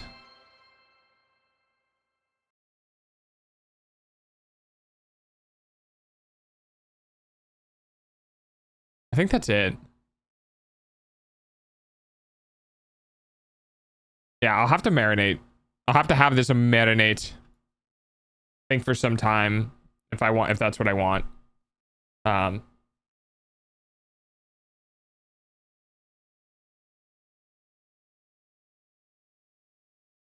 I think that's it.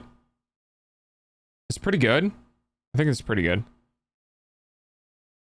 We are losing some room in the first one.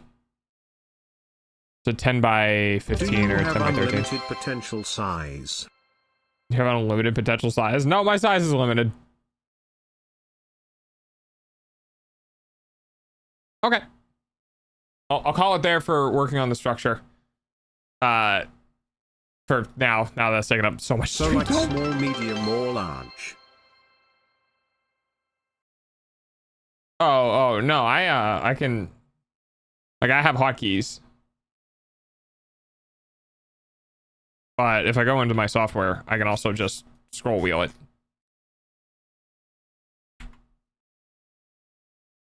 So, just close this real quick. Oh, hey, you know what I forgot to do? Okay, all right. I was way too fast. You know what I forgot to do? I forgot to do the fucking VOD for today. Oops. I'm gonna go do that real quick. Okay, today was... Dog, I have some amazing news, oh my dog. I got hired as a storyboard artist for a show and it's estimated to come out sometime later next month. I am so happy you can't believe it. Nice. I feel like I'm gonna ask what show, and then I'm gonna get clowned on. But what show? Oh, nice. Okay, it's a Nine Souls thing. Okay, I can do that. I'm a go watch my Gorilla Grill. Okay. YT Fave, have fun watching your Gorilla Grill. Maybe back TMR. Okay.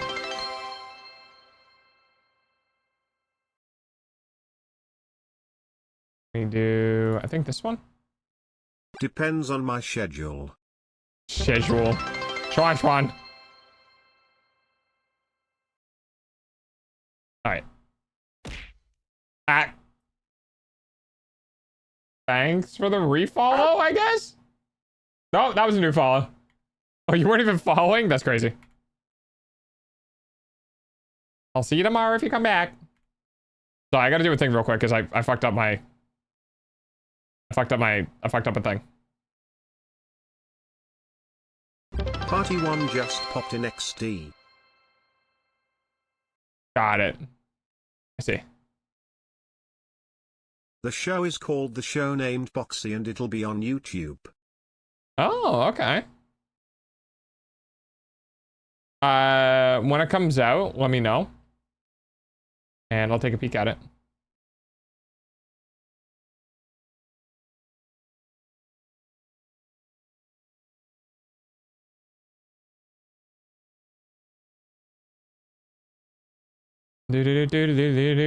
Gotta quickly go do the thumbnail. Wait, did I do? No, I didn't do today's, right? What's today? The 23rd? Yeah, I didn't do.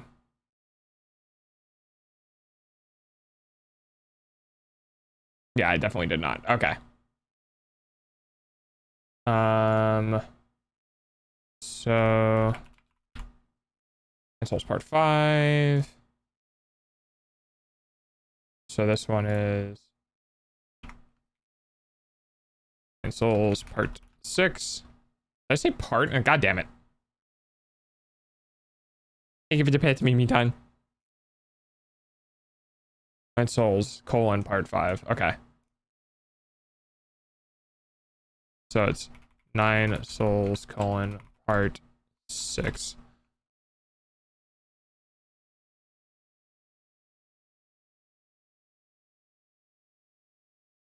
Okay. Okay. And then subathon thingy.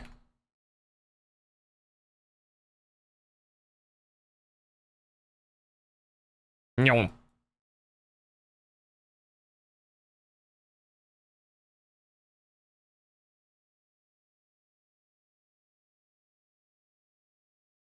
I do that, and then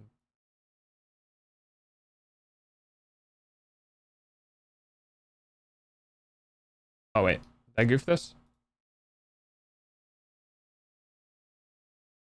Okay, I accidentally goofed this.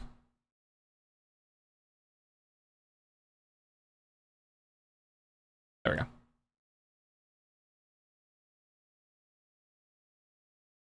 That's fine. No, it's not. God, why am I the way that I am? Okay. Sorry, I'm going quick, guys. I apologize. Is it 16? Yes. Save. File's not corrupt, it just didn't save yet. There we go. Then notepad. You know, it's weird. I am weirdly dedicated to doing my VODs, even though they like never get any views. The average views on my VODs are like 2 whole views. But every single week, dude, I do thumbnails for all of my VODs. Why? Fuck, I don't know.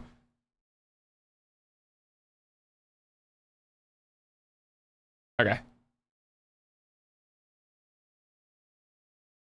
Yeah, I meant to do that before stream, and I definitely forgot.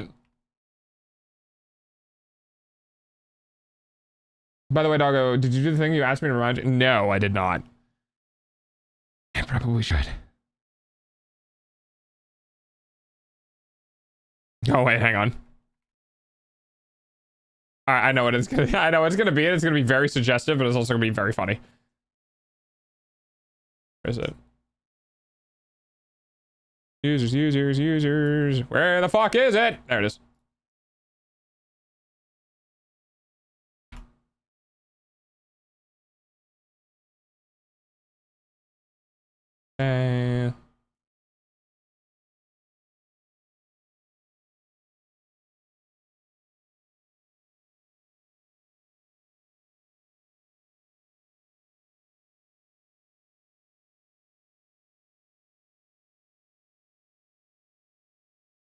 Okay, let's see if this works. Mimi, please let go of my pipe.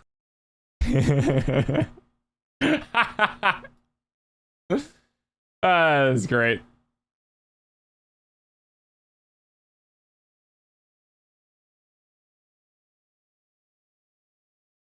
Perfect.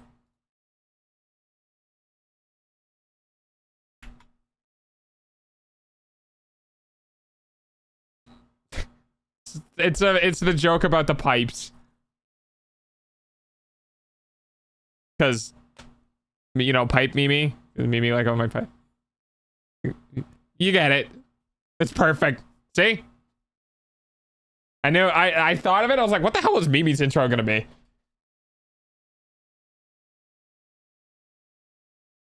The show was gonna come out on the 15th, but I think cause of delays it'll release around the 25th. Next month? July?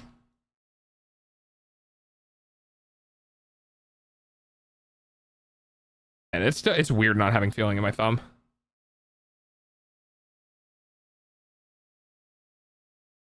It's coming back. It's just weird. Okay. Gotcha. All right, we got a half hour. What the fuck do I do for a half hour, chat? I could put Overwatch on stream. When was the last time I put Overwatch on stream? Draw? God, I have not had any, like, inspiration to draw. Also because my skills are absolute garbage because I don't have any because all I've ever done is study. I can't draw at all. So, still not confident enough to do that on stream yet. Maybe one day.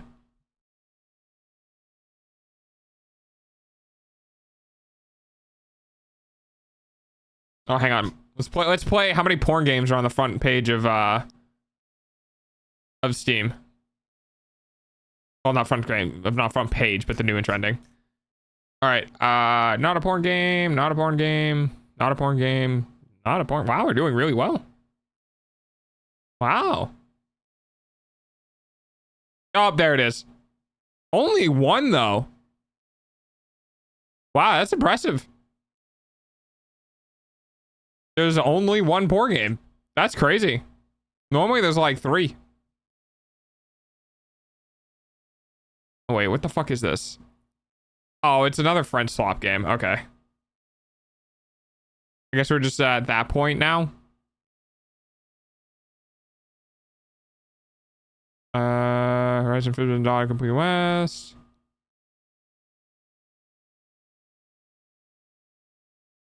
Is that released? No, it's just... How many what and where? Oh, so Overwatch Saga wants to be Angie. So sometimes I like to play this game where I load up Steam and I scroll through Steam's new and trending and I go, how many porn games are there? And we see how many porn games there are. Now, obviously I can't show them on stream because, but, normally there's like 2 or 3. I think only once have we ever had where there hasn't been one. And today there was only one. I could play Helldivers.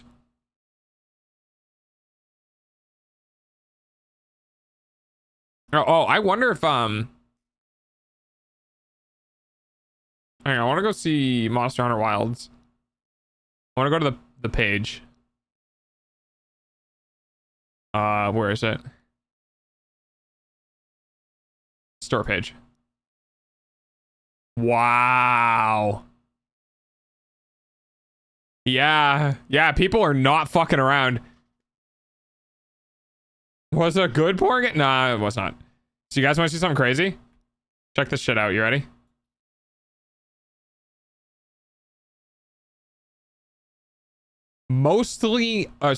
Overwhelmingly negative. 11,381 reviews. Overwhelmingly negative. You want to know why? You want to know why it's overwhelmingly negative? Because the last update they pushed out for the Capcom collab with the fighting game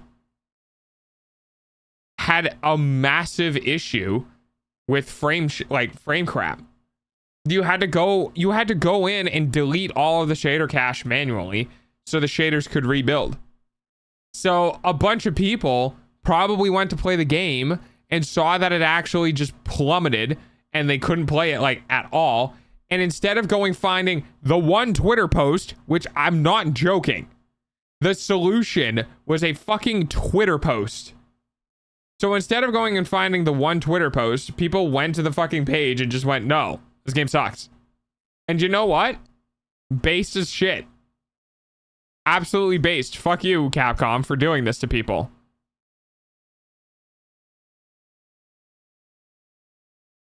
You know what I want to know? Hang on.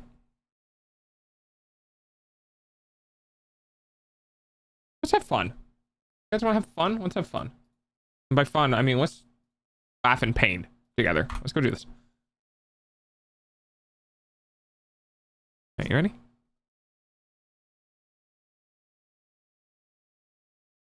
Can I don't think I can make this any bigger, can I? Oh, there we go. All right.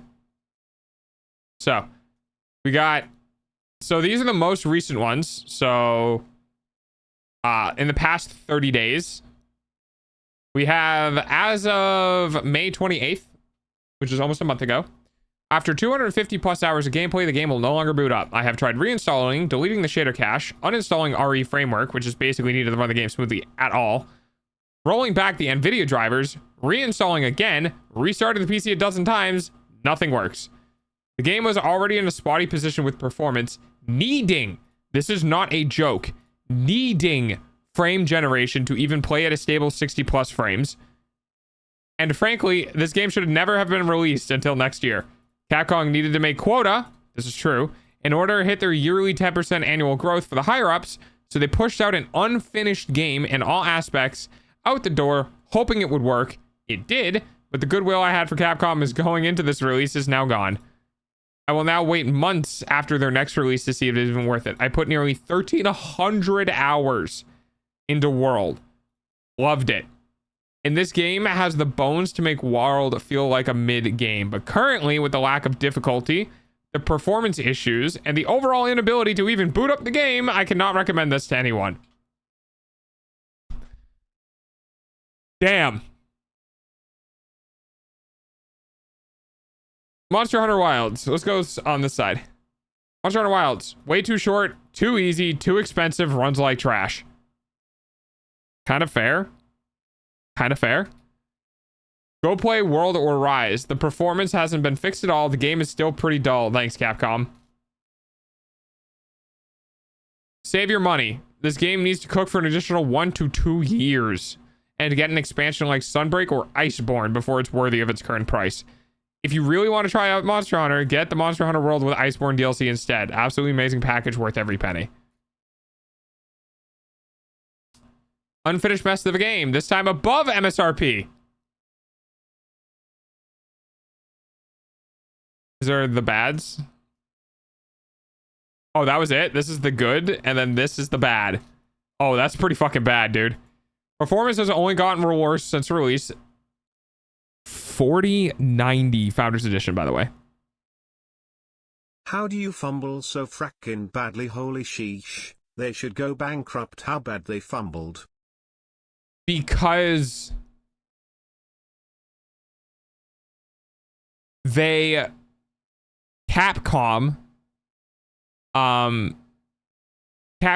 had a fiscal year target they needed to hit and pushed out an unfinished game. Split skills between weapons and armor make little sense and limits build diversity. This is a big deal to me. actually. This is a huge deal to me. So the whole split skills between weapons and armor is something that never existed in World, which I don't think it ever should have existed in Wilds. So what I mean by that is that offensive skills, the things that most people want to build into, you can only get on your weapon. And the decoration slots on your weapon are extremely limited and no room for growth. This is the part that confuses me. We have a weapon in the game right now, at a couple months after the launch of the game, which was launched with the game. There is a weapon in the game right now that has max decoration slots.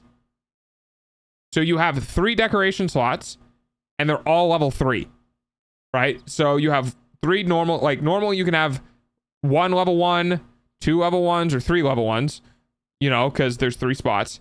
Or you're going to have a level 2, second level 2, a third level 2, a level 3, a third level 3, and a level 3, right? So you can have a level 1, a level 2, and a level 3, a level 1, a level 2, a level 1, a level 2, a level 1, a level 1. Like as long as there's 3 of them, they could go up to 3. So the game launched with a weapon that had 3 spots all maxed out to level 3 as a weapon. And like, that means that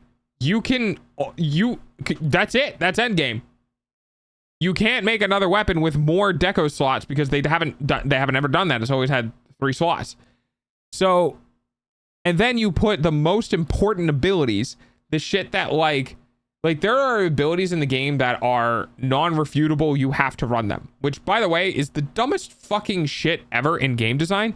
If you make an ability that is so irrefutably good, you should just not do that. You should just not do that because you're not actually creating more diversity. You're limiting diversity because no one will ever not run it. Right? If you make an ability so absolutely amazing, like in Switch Axe has a skill that can be put on the weapon that doubles the time your Switch Axe stays charged up. It's like, okay, I'm never not going to use that. So now instead of having 3 decoration slots, I only have ever 2 spots because one of them is guaranteed to be taken up by that ability. Now, on top of that, you would normally make that up by putting it in armor. In World, you could either have mixed defense and offense, where you'd have some offense and some defense mixed throughout your armor abilities and your weapon, or you could go full defense, which you're putting defensive things on your weapon and defensive things on your armor, or you can go full offense and put all offense things on your weapon and your armor.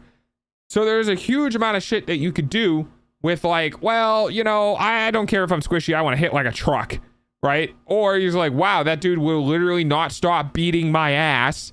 I need to be able to survive so I can heal. So you go into defense. In Wild, they made it so your offensive abilities are on the weapon and your defensive abilities on your armor. However, considering how many slots you have available for your weapon, you can never go mix build. You are always going to have defensive abilities and offensive abilities, and it's super fucking restrictive for no reason. I saw that and thought it was so fucking dumb. I don't know if they're ever going to change that. I don't know if they're going to release a patch where it's like, yeah, we're sorry about that. You can now equip offensive weapon abilities on your armor or whatever. Old existing skills are now set and group bonuses. Yeah, so this one's kind of annoying as well. So they recycled old content by putting it into set bonuses, which is fine, I guess. But why didn't you just make new set bonuses? That it like feels really kind of crappy. Bowguns lost most of their identity and associated skills. Recoil, reload, diversion, free shot, mods. And today, they were nerfed elemental ammo too. Yeah, so this is kind of a big deal. So, they simplified a lot of the game. And Bowgun got hit really hard with that simplification. And Bowgun overall was supposed to be one of the complicated weapons. Like, if you didn't like Bowgun, you just went to bow. So you had ranged options, bow, which was simpler, and bow gun, which was more complicated, but they kind of really nerfed down a lot of the complicated aspects of the game. Several skills are bugged or so terrible they are not worth using. Yep. Rapid morph. Yep. Crit element. Yep. Poison up. Yep. Flare. Flare isn't bugged. It just doesn't proc on all attacks, which is a whole different fucking issue, where you have skills in the game that say does XYZ, and then you have to go online to find out that, well, it does XYZ, but not on this attack, or this attack for this weapon, or this attack and this attack for this weapon, or this attack and this attack and this attack for that weapon. So you end up having this issue of like, hey, I'm supposed to be able to do this when I hit the monster. Worst move, poison up. Best move, bird up. So that doesn't make any sense. That is really annoying. Several skills are bugged. We already did that. Basic monsters need more HP. Most hunts last 5 to 10 minutes. I think, honestly, they should have released more arc-tempered fights. You ranting about Monster Hunter? Yes. There are, the general fights in the game are pretty easy. Arc-tempered Ray Dow just kind of sucked to fight because the dude, I hate flying creatures. I never really found flying fights to be fun. I think there just need to be a whole different section for people who are really good at Monster Hunter and just want challenging fights, because I won't lie, a lot of the fights in the game are literally just fucking face smash into the enemy and knock them over. And that, from what I can tell, is primarily because of the wound system. For example, if you proc a wound on a leg, you will knock over, you will KO the monster. And that never happened in any other game because the wound system didn't exist, right? So it makes it a bit easier. Talismans use limited event rewards for upgrades. Defense and enlightened power needs arc-tempered Ray Dow. Maximum might needs Akuma event ticket. Yeah, that is not good. This basically means that they're FOMOing talismans, right? So imagine, God, how do I say this? What type of game can I use this as an example? It's really hard because a lot of games don't FOMO game elements. A lot of games FOMO skins. Talismans are one of are really important in the game because they're the only thing where you can get a skill that doesn't depend on the decoration slot. Like, if you need more tenderizer, you can get a talisman with tenderizer on it, free up other spots, and then use them for other things in your decorations and your build. So having talismans locked behind limited time events means that if you went to play the game right now, and for some reason you wanted a latent power upgrade talisman, you would just straight up not be able to get it. Which is really dumb. It's like Capcom decided, well, we can't put a battle pass in the game, so can we make FOMO elements for free stuff? So that, yeah. The crossover event with SF is garbage, and most of the content is locked behind paid DLC and only for NPCs. The usable moves are buggy. Very true. Very, very true. The UI is probably the worst it has been in recent generations. Dude, the fact that my map button shares the same button with the dismiss notification button is fucking insane. Why is it the button that I am going to be frequently pressing the most outside of combat is the same button that you use to dismiss notification? Just fucking don't. Because now every single day, if I get 3 notifications, I am locked out of getting to the map until I dismiss the 3 fucking notifications that show up. I literally can't use the map. Feels kind of like Helldivers putting stratagems behind war bonds, which isn't as FOMO-y, but the fear of falling behind. It's imagine if Helldivers had a rotating war bond. Like, if Helldivers had 10 war bonds that rotate through, and you literally cannot get a stratagem until that war bond goes through rotation. That is what it is like. Multiplayer with friends is not intuitive, and there's 3 different avenues for it. Dude, this is so fucking true. The fact that you can't click a button, go to a friend's name, click on them, and invite to session and be done is insane. It's actually fucking insane. Because you have like, you can join like the session, but not their world instance. Or you can join their session and then their world instance. Or you can make a new world. Like, it's, dude, like, it's so fucking dumb. Multiplayer should have always been, I invite you to my party, you join my party, you get whisked away from wherever you are, and you're dropped in my world. That's it. Done. That's all it should have been. Like, I get that it's a far, you know, it's different than World, and it's better than World because you can now wander around with people and like some other stuff. Like, it is a better multiplayer system than what World had, but it's so fucking clunky, dude. And yes, it is ass. The mount disconnects you from the world. There's almost no need to explore. Okay.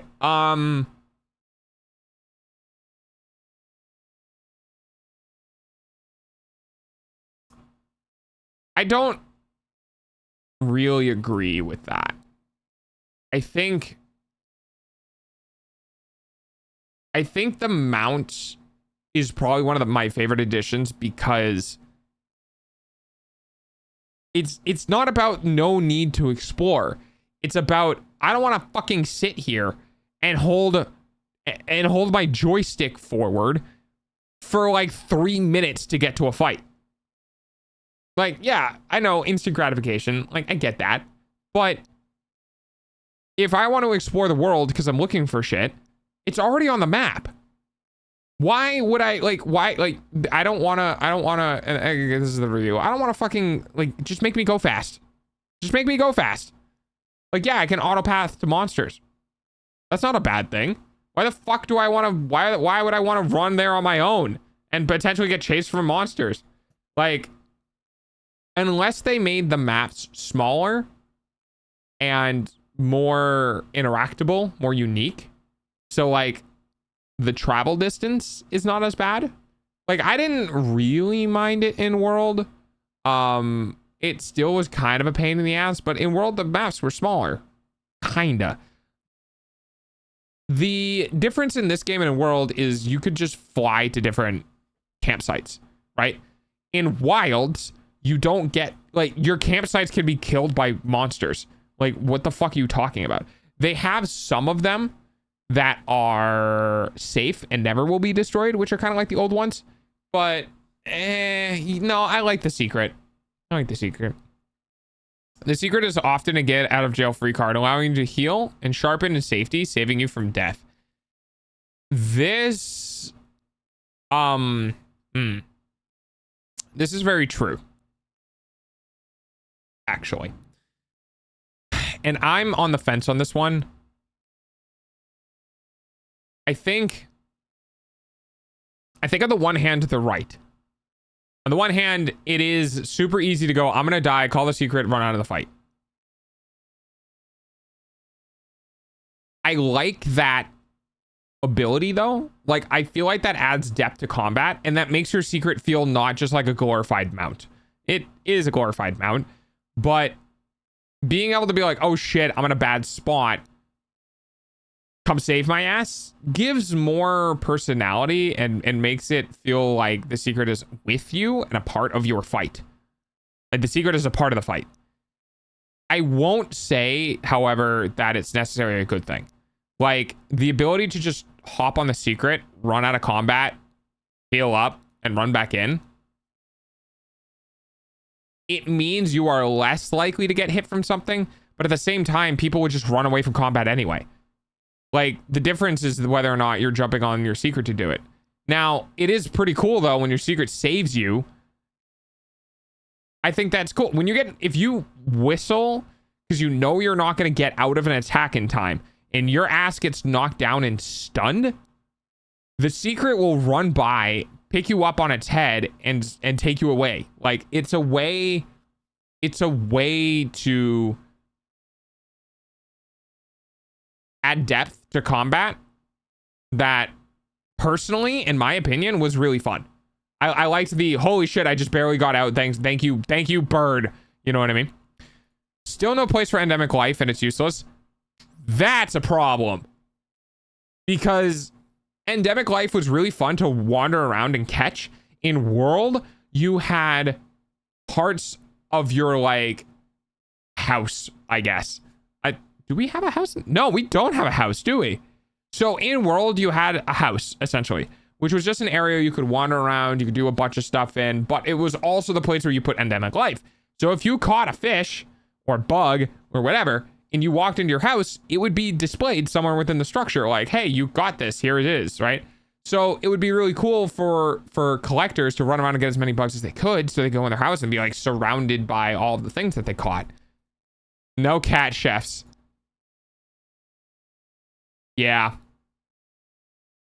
Yeah, it's not really a big deal, but losing Meowskiller Chef and Grandma and the Grandma Chef,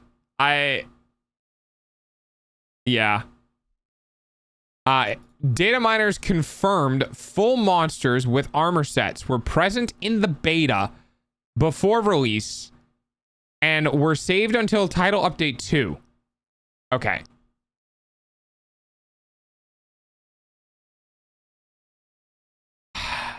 The problem with this isn't the fact that the problem with this isn't this. Okay, the problem isn't that they did this.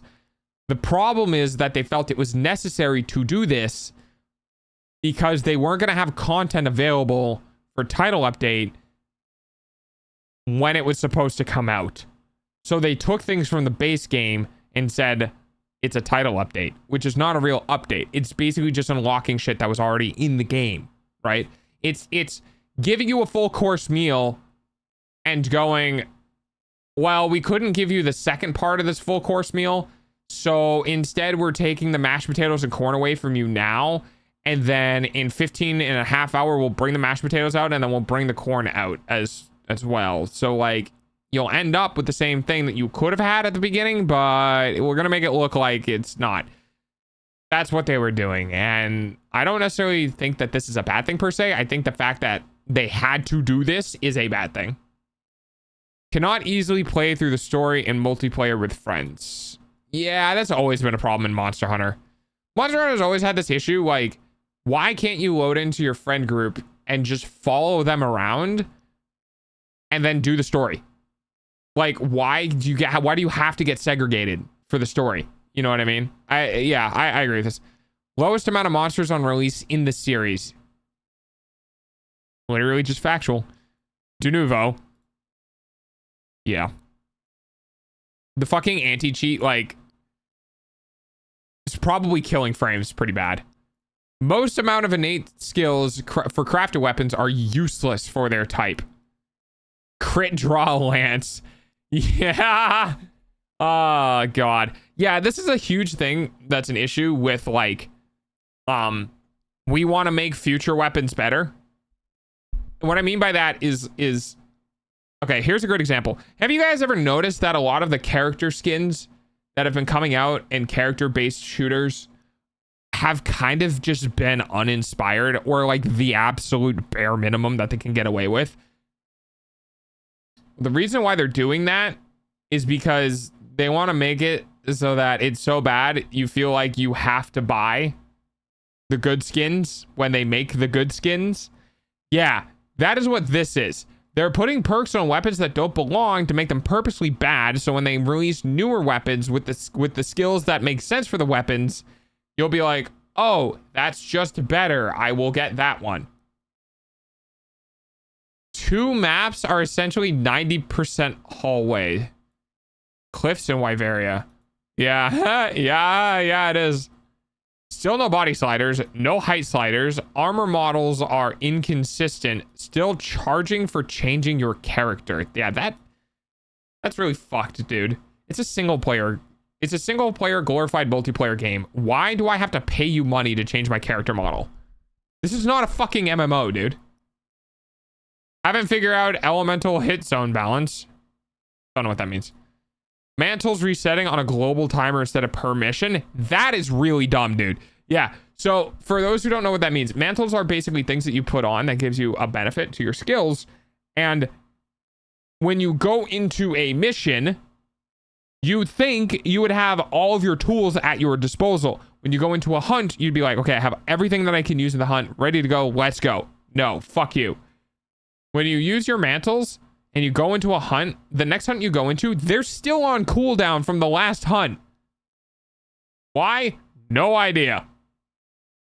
It's just really dumb. No layered weapons on release. Yeah, I'm indifferent on that one, but yeah. Has bad aerial hitboxes. Still some silly or bad heart boxes. Arkfeld's tail hitting you while you're in the front of its face. Yeah, I noticed this as well. Some of the hitboxes are really wonky. Where you'll be standing in front of the monster and still get hit from a rear attack or vice versa. Balhar tail drill hitting you while it's attacking away. Yeah. The quote open world doesn't accomplish a goal.